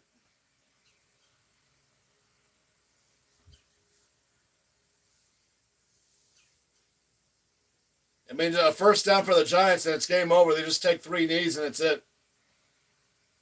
And then pitch, and it's going to be Singletary. He breaks it! 20, 15, 10, and he slides down at the 1. Very smart play by Singletary. Did not score. He just drops down at the 1. And they're going to take 3 knees, and the Giants are off the schneid. They're going to be 1 and 2, and the Browns are going to fall to 1 and 2. And the Steelers, no matter what happens with Baltimore and the Bengals, the Steelers have a 2-game lead. Thank you, G-Men. I'm out of here.